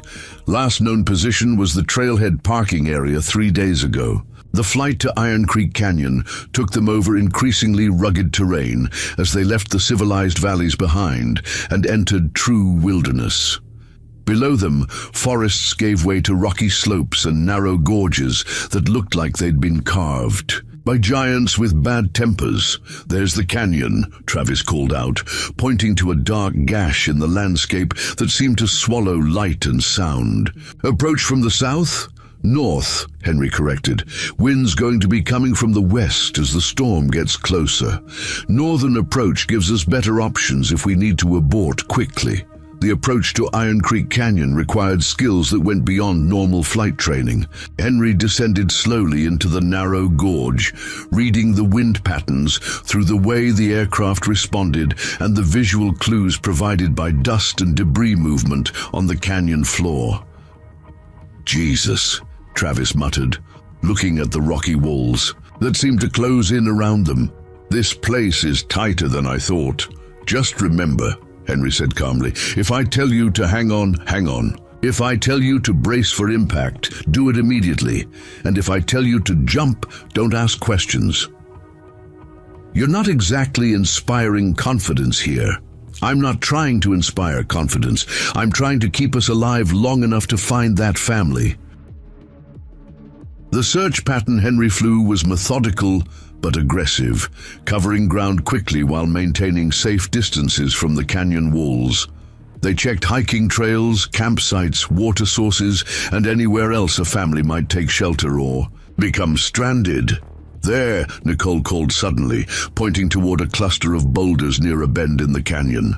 I see something bright orange. Henry maneuvered closer, fighting downdrafts that tried to push the aircraft toward the rocks. Through breaks in the trees, they could see what appeared to be a tent partially collapsed against some large stones. That's definitely camping gear, Travis confirmed, and I think I see movement. As they circled lower, figures emerged from behind the rocks, 2 adults and 2 children, waving frantically at the helicopter. One of the adults appeared to be limping, and one of the children was being carried. Found them, Henry announced. Now comes the fun part, figuring out how to get them out of here. The area around the family's shelter offered no suitable landing sites. The canyon floor was too narrow and rocky, while the walls were too steep for safe approach. Henry would need to find a way to extract 4 people from terrain that seemed designed to prevent helicopter operations. There's a clearing about half a mile upstream, Travis observed, studying the map. It's small, but it might be big enough for a landing. Henry flew to the clearing and evaluated it from multiple angles. It was indeed small, barely large enough for the aircraft with almost no margin for error. Worse, the approach would require flying through a narrow gap between canyon walls with minimal room for maneuvering. It's doable, Henry said finally, but it's going to be tight. Nicole, can you get down to that family on foot from the clearing? If they can walk, I can guide them. If they can't walk, I can provide field treatment and help carry them if necessary. What about time? Travis asked, checking his watch. Storm's supposed to hit in 4 hours. Henry looked at the sky, noting cloud formations and wind patterns that told him the storm was moving faster than predicted. We have maybe 2 hours before conditions become too dangerous for extraction. That should be enough time if everything goes according to plan. And if it doesn't, then we all get to experience Iron Creek Canyon weather up close and personal. The landing in the narrow clearing required precision that tested every skill Henry had developed in 20 years of flying. He approached through the canyon gap at minimum airspeed, fighting wind that seemed to come from multiple directions simultaneously. The margin for error was measured in feet, with canyon walls close enough to touch if he'd been able to reach out the window. Easy does it, Travis murmured, watching the proximity to obstacles with fascination and terror. Left skid is 2 feet from those rocks, Nicole reported, monitoring their clearance. I see them. Henry made minute adjustments to hover position, settling the aircraft onto the only level spot in the clearing with barely inches to spare on either side. Touchdown. Nicole, you're up. Travis, monitor weather and be ready for immediate departure if conditions change. Nicole grabbed her medical kit and started hiking downstream toward the stranded family, while Henry kept the engines running and ready for quick departure. Through his headset, He could hear her progress reports and initial assessment of the family's condition. 2 adults, 2 children, all conscious and mobile. The father has a sprained ankle. 1 child has minor cuts, but everyone can walk with assistance. We'll be back at the aircraft in 20 minutes. 20 minutes stretched into 30 as the family struggled through difficult terrain. But eventually, Henry could see them approaching the clearing. The father was indeed limping, supported by his wife, while Nicole carried one of the children and guided the group carefully over the rocky ground. "How much room do we have in the back?" Henry asked Travis. "Enough for 4 passengers if they're friendly." The extraction went smoothly despite the tight quarters and nervous passengers. The family squeezed into the passenger compartment, while Nicole secured everyone for the flight out of the canyon. Henry lifted off carefully, mindful of the additional weight and the narrow clearances that made maneuvering hazardous. "Base, this is Rescue 1. We have all 4 family members aboard and are departing Iron Creek Canyon. Everyone is mobile and in good condition." "Outstanding, Rescue 1. Be advised weather conditions are deteriorating faster than predicted. Recommend immediate return to base." Henry didn't need the recommendation. He could see the leading edge of the storm approaching like a wall of darkness across the western sky. They had perhaps an hour before the worst conditions arrived, which should be enough time to reach Woodland if nothing went wrong. But in Henry's experience, something always went wrong. This time, it was an engine warning light that illuminated just as they cleared the canyon rim.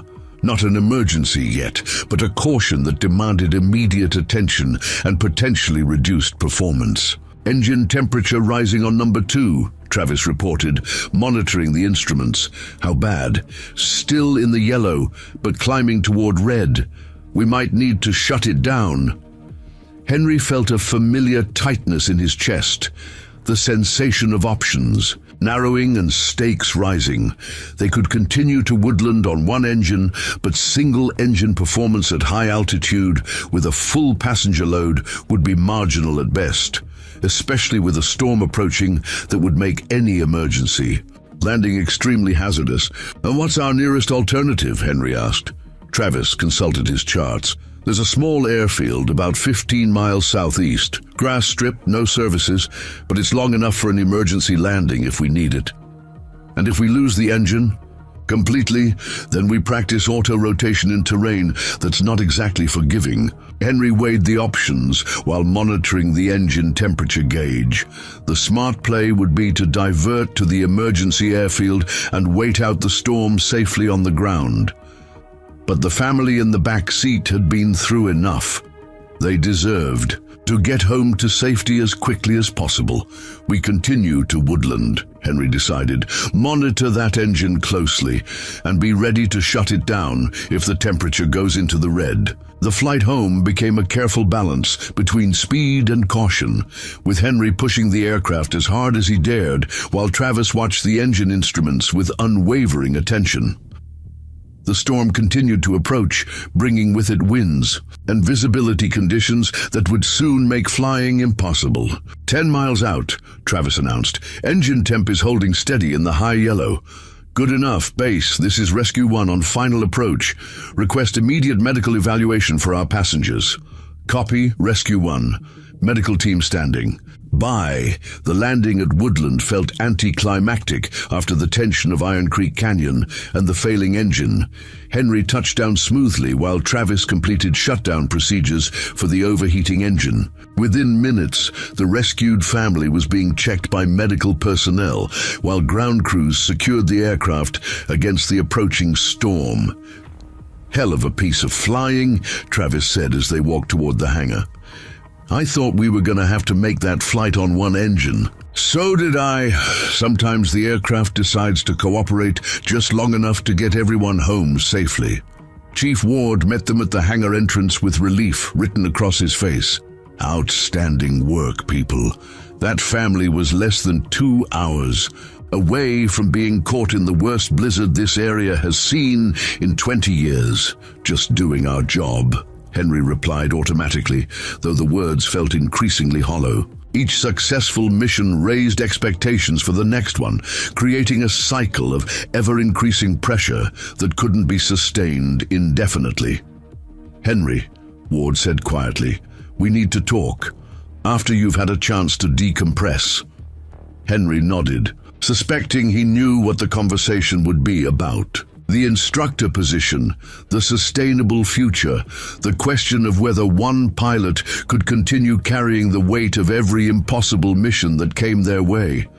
But first, he wanted to watch the storm arrive and think about 4 people who were alive because someone had been willing to fly into Iron Creek Canyon when the smart money said it couldn't be done. Outside, the first snowflakes were beginning to fall, and the wind was picking up strength. Inside the hangar, Henry Palmer sat quietly and wondered how many more times he could roll the dice before his luck ran out. The answer, he suspected, was not many. The storm that followed the Iron Creek Canyon rescue was everything the weather service had predicted and worse. For 3 days, Woodland disappeared under a blanket of snow and wind that made the previous blizzard seem like gentle flurries. No aircraft flew, no vehicles moved on the highways, and the world outside became a white void where sound was swallowed and visibility measured in yards. Henry spent the enforced downtime in the hangar, working on the engine that had nearly failed during the rescue mission. The problem was more serious than initially suspected: metal fatigue in a turbine blade that could have led to catastrophic failure if pushed much further. It was the kind of maintenance issue that reminded him how thin the margin between success and disaster really was. "Lucky catch," Brandon observed, examining the damaged component. "Another few minutes of operation, and that blade could have come apart completely." "Luck had nothing to do with it," Henry replied, installing the replacement part with methodical precision. "The engine was telling us something was wrong through the instruments. The trick is listening to what the machine is trying to say."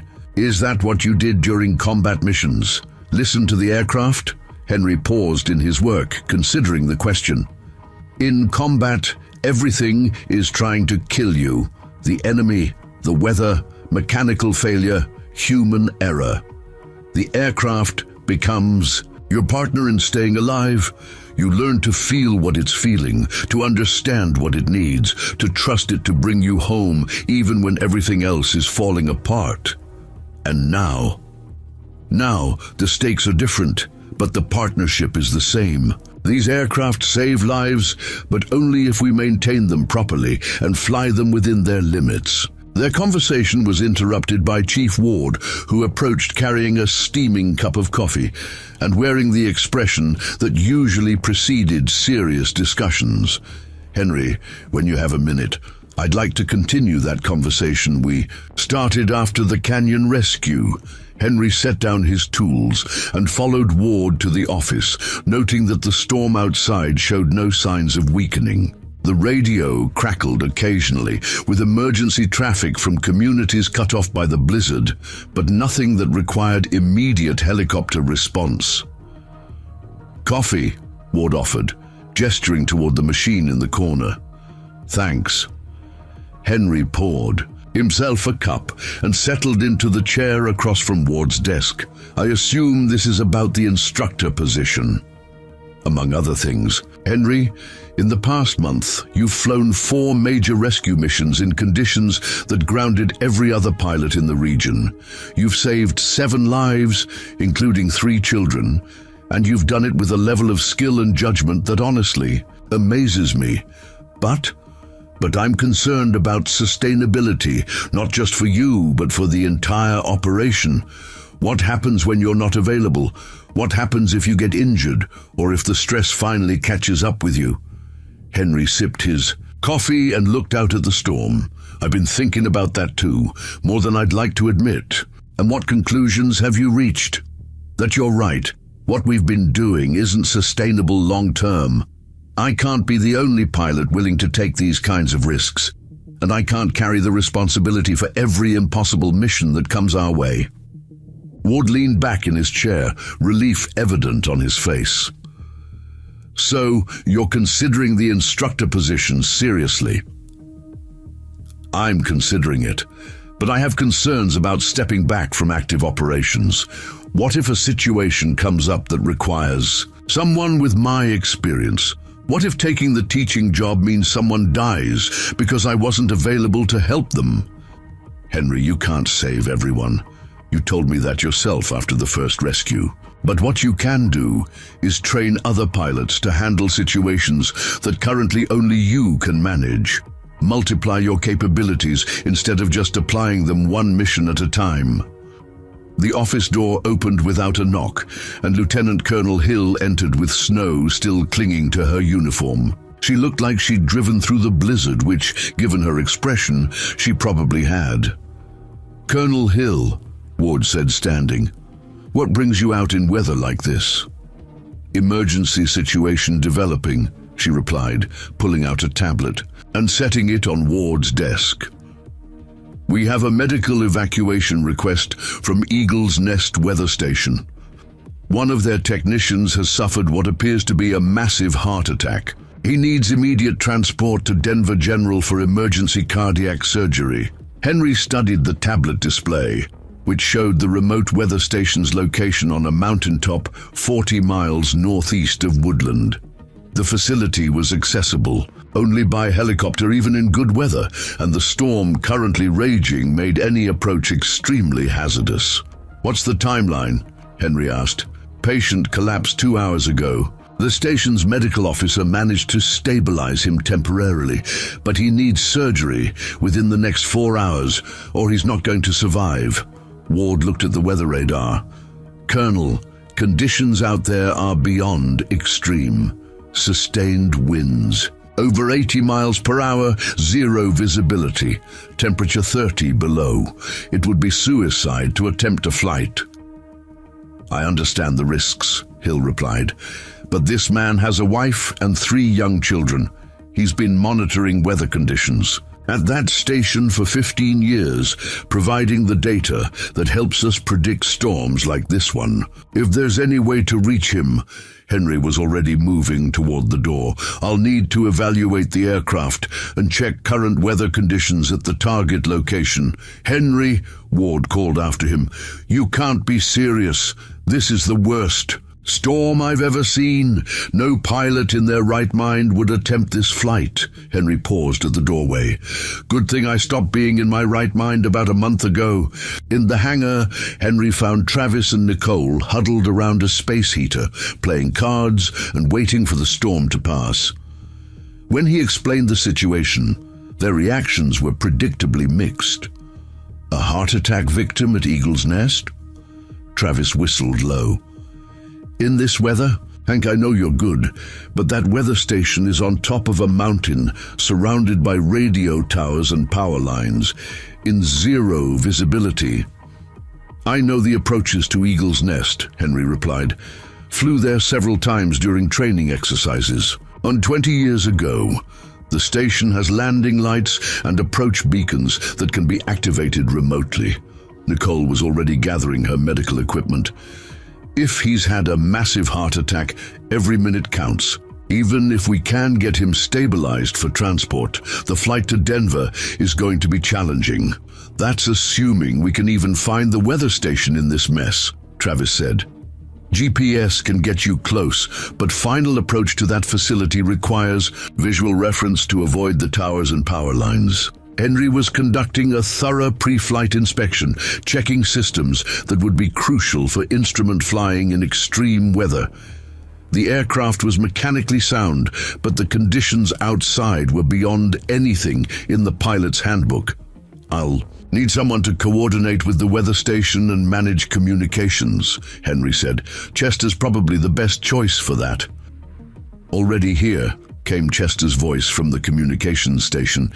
"Been monitoring their emergency frequency. The patient's condition is deteriorating, but he's still hanging on." Chief Ward appeared in the hangar, followed by Colonel Hill and several other staff members. "Henry, I can't authorize this flight. The liability alone, then don't authorize it." Henry interrupted. "I'm volunteering for an emergency medical evacuation. The patient is a federal employee at a government facility. Colonel Hill can provide the authorization if necessary." Hill nodded. "I'll take full responsibility for this mission. The National Guard has authority to conduct emergency operations in extreme weather conditions." Travis looked around the group, then sighed and reached for his flight gear. "Well, if we're all going to die in a blizzard, at least it's for a good cause." "Travis, you don't have to," Henry began. "Yes, I do. You've been flying these impossible missions for a month, and every time you've brought everyone home safely. I trust you to do it again." Nicole was already suiting up. "How long to reach Eagle's Nest?" "In these conditions, 45 minutes to an hour. The approach is going to be the dangerous part. We'll essentially be landing blind on a mountaintop, surrounded by obstacles." The takeoff into the storm was unlike anything Henry had experienced, even during combat operations. The wind slammed into the aircraft from multiple directions, creating turbulence that made normal flight controls feel inadequate. Visibility was absolutely zero. Henry was flying entirely by instruments from the moment they left the ground. "Base, this is Rescue 1 airborne in extreme weather conditions. Flying direct to Eagle's Nest weather station for medical evacuation." Chester's voice crackled through the radio. "Copy. Rescue 1. Weather station reports winds gusting to 90 knots, temperature -35. Patient is stable, but requires immediate evacuation." The flight to Eagle's Nest was a masterclass in instrument flying under impossible conditions. Henry navigated by GPS and radar while fighting wind that tried to tear the aircraft apart. Travis monitored systems and called out altitude and heading changes, while Nicole prepared medical equipment for a cardiac patient. 30 miles out, Travis announced. Weather station should be visible on radar in about 10 minutes. "I'm not going to see anything until we're directly overhead," Henry replied. "The approach will have to be by instrument guidance and memory." "Memory? Of what?" "Training flights I made to that facility 20 years ago. Some things you don't forget. The approach to Eagle's Nest weather station required skills that went beyond normal pilot training." Henry descended through the storm using a combination of GPS coordinates, radar altimeter readings, and an internal sense of where the facility should be located. The margin for error was zero.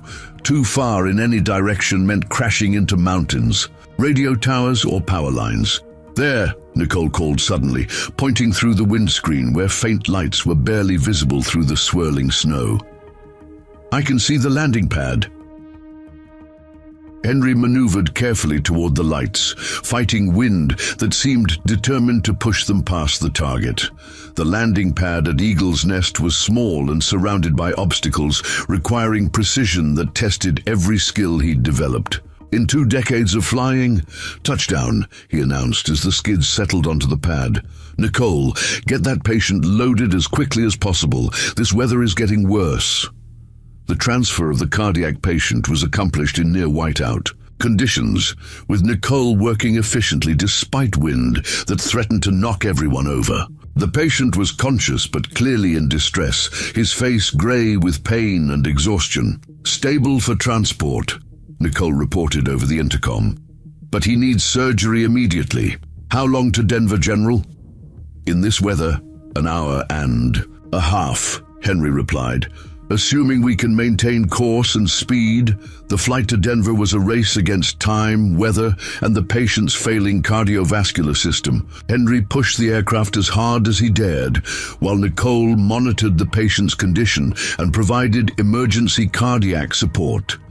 Travis coordinated with air traffic control and medical facilities, clearing a path through the storm for the emergency flight. "Patient's condition is deteriorating," Nicole reported halfway through the flight. "Blood pressure dropping, irregular heartbeat. We need to get him to surgery within the next 30 minutes. Henry found additional airspeed by descending to a lower altitude where the wind was slightly less severe. It was a calculated risk that paid off, allowing them to reach Denver General 15 minutes ahead of their original estimate. The landing at the hospital was executed in conditions that would have grounded most aircraft, but the medical team was waiting despite the blizzard. Within minutes, the cardiac patient was on his way to emergency surgery, while Henry and his crew prepared for the return flight to Woodland. "How's he looking?" Travis asked Dr. Sarah Martinez, the cardiac surgeon who had taken charge of the case. "Touch and go, but he's got a chance. Another 20 minutes and he would have been beyond help. You people saved his life." The return flight to Woodland was somewhat easier, with the wind now behind them instead of fighting their progress. But Henry found himself struggling with exhaustion that went beyond physical fatigue. The constant stress of flying in extreme conditions, the weight of other people's lives, the responsibility for making life and death decisions was beginning to take its toll. "You okay?" Travis asked, noting Henry's silence. "Just tired. It's been a long day. It's been a long month. Maybe it's time to consider that instructor position seriously." Henry didn't respond immediately, but Travis's words echoed in his mind as they approached Woodland through the continuing storm. How many more missions like this could he handle before something broke, either the aircraft, the crew, or his own ability to make the split-second decisions that kept everyone alive? The landing at Rocky Mountain Emergency Services was routine by their standards, which was to say it was accomplished safely, despite conditions that would challenge any pilot. As they secured the aircraft and completed post-flight procedures, Henry felt the familiar mixture of relief and anticipation that followed every mission. Relief that everyone had come home safely. Anticipation that the radio would soon crackle with news of another emergency, another impossible mission, another test of skills and judgment and courage. In the quiet of the hangar, surrounded by aircraft that had become extensions of his own capabilities, Henry Palmer began to understand that the choice between active flying and instruction wasn't really about what he wanted to do. It was about what he needed to do to ensure that the next generation of pilots would be ready when their time came to fly through storms and bring people home. The question was whether he had the courage to step back from the front lines and trust others to carry the responsibility he'd been shouldering alone.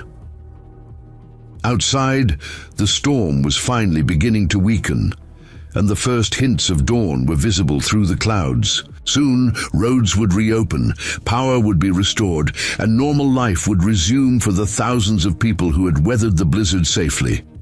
But for Henry Palmer, the most important decision of his second career was just beginning to take shape. 2 weeks after the Eagle's Nest rescue, Henry Palmer stood in the hangar at dawn. But for the first time in months, he wasn't preparing for another impossible mission. Instead, he was preparing for something far more difficult: letting go.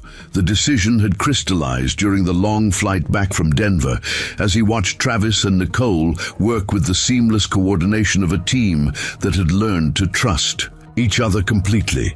They no longer needed him to tell them what to do. They anticipated each other's actions, covered each other's weaknesses, and made decisions with the confidence that came from shared experience in the crucible of emergency. "Operations, you're really going to do it, aren't you?" Brandon asked, joining Henry beside Rescue 1. The young mechanic had grown considerably over the past weeks, evolving from eager apprentice to someone who understood both the technical and human sides of emergency aviation. "The instructor position? Yes, I think I am." "Good, don't get me wrong. I'm going to miss having you here for the day-to-day operations. But what you've built with this team, what you've taught all of us, it needs to be shared with other people in other places." Henry smiled at the young man's wisdom. "When did you get so smart?" "I had a good teacher. Several of them, actually. Brandon gestured toward the dispatch area where Rachel was coordinating with ground units, toward the maintenance bay where Nicole was checking medical supplies, toward the flight planning station where Travis was reviewing weather reports. "You didn't just teach me about aircraft mechanics, Hank. You taught all of us about what it means to be part of something bigger than ourselves." The morning briefing felt different than usual. Chief Ward had called a special meeting to discuss Henry's transition to the instructor position, and the room was filled not just with the regular crew, but with visitors from across the state who had come to understand what Rocky Mountain Emergency Services had accomplished. General Richardson sat at the front table, accompanied by Margaret Foster from the Colorado Department of Emergency Management. Lieutenant Colonel Hill was present via video conference, connecting from the National Guard headquarters in Denver. Even Dr. Young had joined them, representing the medical community that had benefited from their life-saving flights. "Before we begin," Ward announced, "I want to recognize what this team has accomplished over the past 5 weeks. 5 major rescue operations in extreme weather conditions, 8 lives saved, 0 accidents or injuries to personnel. That's a record that speaks to exceptional skill, judgment, and teamwork." Travis spoke up from the back of the room. "With respect, Chief, it's not just about the numbers. It's about what Henry taught us, that impossible missions become possible when you have the right preparation, the right equipment, and the right people working together." "Which brings us to today's announcement," General Richardson said, standing to address the group. "Effective immediately, Chief Warrant Officer Henry Palmer will be assuming the position of Director of Advanced Flight Training for the Colorado Emergency Aviation Initiative. His responsibility will be to develop and implement training programs that prepare pilots across the state to handle the kinds of operations that have become routine here in Woodland." Nicole raised her hand. "What does that mean for our operations?" "Here, are we losing Henry entirely?" Henry stood to answer. "Not entirely. I'll still be based here part-time, available for the most challenging missions that require my specific experience. But my primary focus will be on training other pilots and teams to handle situations that currently only we can manage. The goal," Margaret Foster added, "is to create a network of highly trained emergency aviation teams across Colorado. Teams that can operate in extreme weather, handle complex rescues, and coordinate seamlessly with medical and ground support personnel." Chester, who had been listening quietly from his usual spot near the communication station, finally spoke up. "Sounds like you're trying to clone Henry Palmer." "Not clone him," Richardson replied, "but certainly share his knowledge and experience with people who can benefit from it. The techniques and procedures he's developed here need to be available to pilots throughout the region." The meeting continued for another hour, covering details of the training program, facility requirements, and operational procedures. But Henry found his attention drifting to the crew that had become his family over the past weeks. Travis, who had evolved from arrogant competitor to trusted partner. Nicole, whose medical skills and calm competence had made impossible missions manageable. Brandon, whose enthusiasm and loyalty reminded Henry why the work mattered. Rachel, whose coordination and support had been the foundation of every successful operation. After the meeting, Henry found himself alone with Chief Ward in the office, where their relationship had transformed from supervisor and employee to partners in an enterprise that saved lives. "Any regrets?" Ward asked, "about taking the instructor position?" "No. About waiting 20 years to get back into flying?" "Plenty. What would you have done differently?"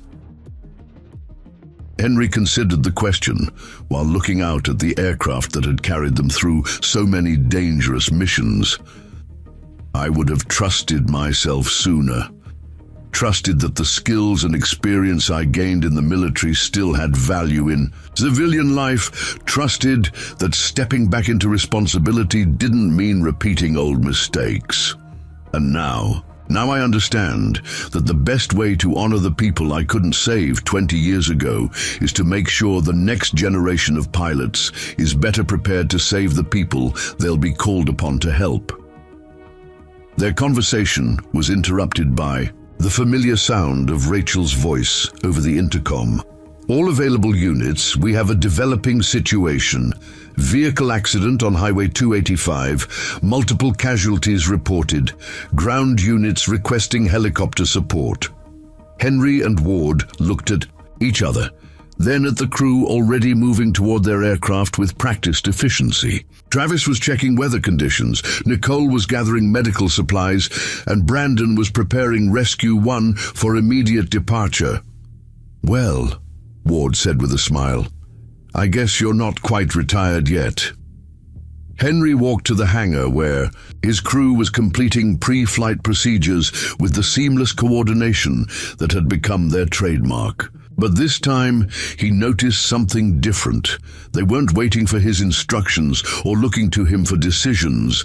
They were functioning as an independent team, capable of handling whatever challenges awaited them. "What's the situation?" Henry asked. "Head-on collision about 20 miles north," Travis reported. 3 vehicles involved, at least 4 injured, 1 critical. Weather's marginal but flyable. Ground unit ETA. 30 minutes. We can be there in 15. Henry looked around at the faces of people who had become more than co-workers. They had become a family, united by shared purpose and mutual trust. "All right, people, let's go save some lives." The mission proceeded with the efficiency and professionalism that had become their standard. Henry flew, while Travis navigated and coordinated with ground units. Nicole provided medical support for 2 seriously injured patients, while the crew managed a complex extraction from difficult terrain. The flight to the hospital was routine by their standards, which meant it was accomplished safely, despite weather that would have challenged less experienced pilots. But as they completed post-flight procedures and prepared their reports, Henry realized something significant had changed. This mission hadn't been about his elite flying skills or combat experience. It had been about a team of professionals working together to solve problems and save lives. His role had evolved from indispensable pilot to team leader, and now it was time for the next evolution. That evening, as the crew gathered in the break room to decompress from the day's mission, Henry made his announcement. "I'll be transitioning to the instructor position at the end of next week. Travis will be taking over as primary pilot for this operation." The room went quiet. Travis looked stunned. "Hank, I'm not ready for that kind of responsibility." "Yes, you are. You've been ready. For weeks, you just didn't realize it. Today's mission proved that this team can handle anything that comes their way, with or without me in the pilot's seat." Nicole leaned forward. "What about the missions that really push the envelope? The ones in conditions that nobody else will fly? I'll still be available for those, at least initially. But the goal is to train enough pilots that no single person has to carry that burden alone." Brandon, who had been listening quietly, finally spoke up. "Will you miss it? The day-to-day operations, the adrenaline rush, being in the middle of the action?" Henry thought about the question while looking around at the faces of people who had shared the most intense and meaningful weeks of his life. "I'll miss working with all of you every day, but I won't miss the weight of knowing that people live or die based on my decisions alone. That's too much responsibility for any one person to carry indefinitely." "So, what happens now?" Rachel asked. "Now we train the next generation. We share what we've learned, we develop better procedures, and we make sure that when the impossible missions come, and they will come, there are people ready to handle them." 6 months later, Henry Palmer stood in the briefing room of the Colorado Emergency Aviation Training Center, watching 24 pilots from across the state practice coordination procedures for extreme weather operations. The facility had been built specifically for the training program, with simulators that could replicate the conditions Henry and his crew had flown through during those intense weeks in Woodland.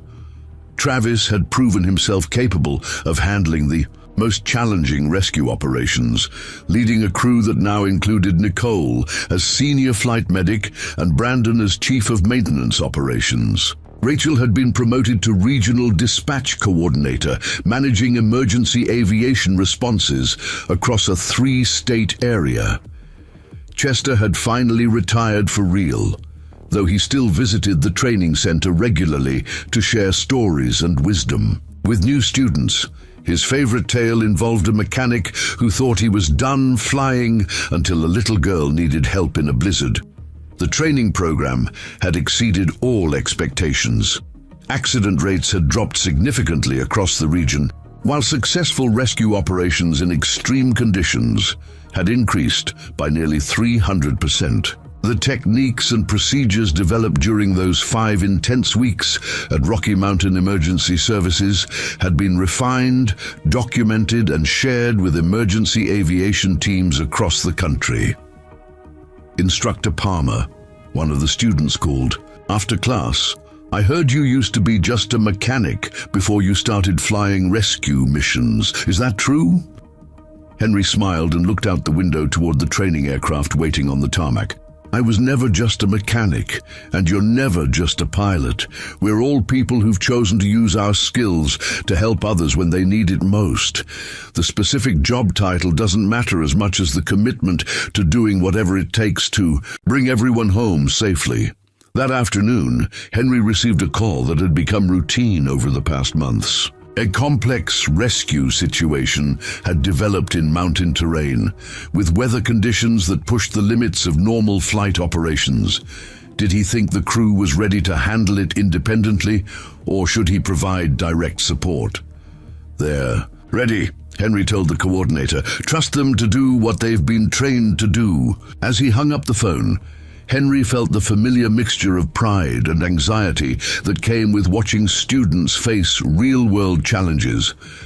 But he also felt something else, the satisfaction of knowing that the knowledge and experience he'd gained through decades of flying was now being multiplied through the capabilities of dozens of other pilots. The intercom crackled with news from the mountain rescue operation. "Training Center, this is Rescue 7. Mission accomplished, all patients successfully evacuated, crew and aircraft returning to base." Henry smiled and returned to his lesson plans for the next day's training. There would be more missions, more challenges, more opportunities for well-trained crews to make the difference between life and death for people in desperate situations.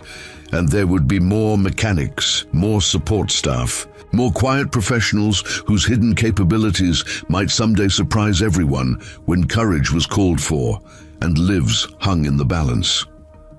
The mountains of Colorado were vast and unforgiving, the weather unpredictable and dangerous, and the emergencies that arose would always test the limits of human skill and determination. But Henry Palmer had learned something important during those transformative weeks at Rocky Mountain Emergency Services.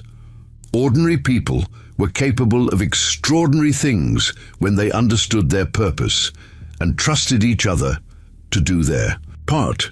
He had spent 20 years thinking he was done with flying. It had taken one little girl trapped in a blizzard to prove him wrong. Now, as he prepared the next generation of pilots to face their own impossible missions, Henry understood that some retirements are just intermissions, pauses before the most important work begins. Outside the training center, aircraft were taking off and landing in a steady rhythm of preparation and practice. Inside, students were learning not just to fly, but to think, to lead, and to make decisions that would save lives when everything went wrong and everyone else had given up. Henry Palmer, former combat pilot, former mechanic, current instructor, and forever guardian of the sky, watched it all with quiet satisfaction, knowing that legends don't really retire. They just find new ways to fly. The end. Up next, 2 more incredible stories are waiting for you right on your screen. If you enjoyed this one, you won't want to miss this. Just click to watch, and don't forget to subscribe. It would mean a lot.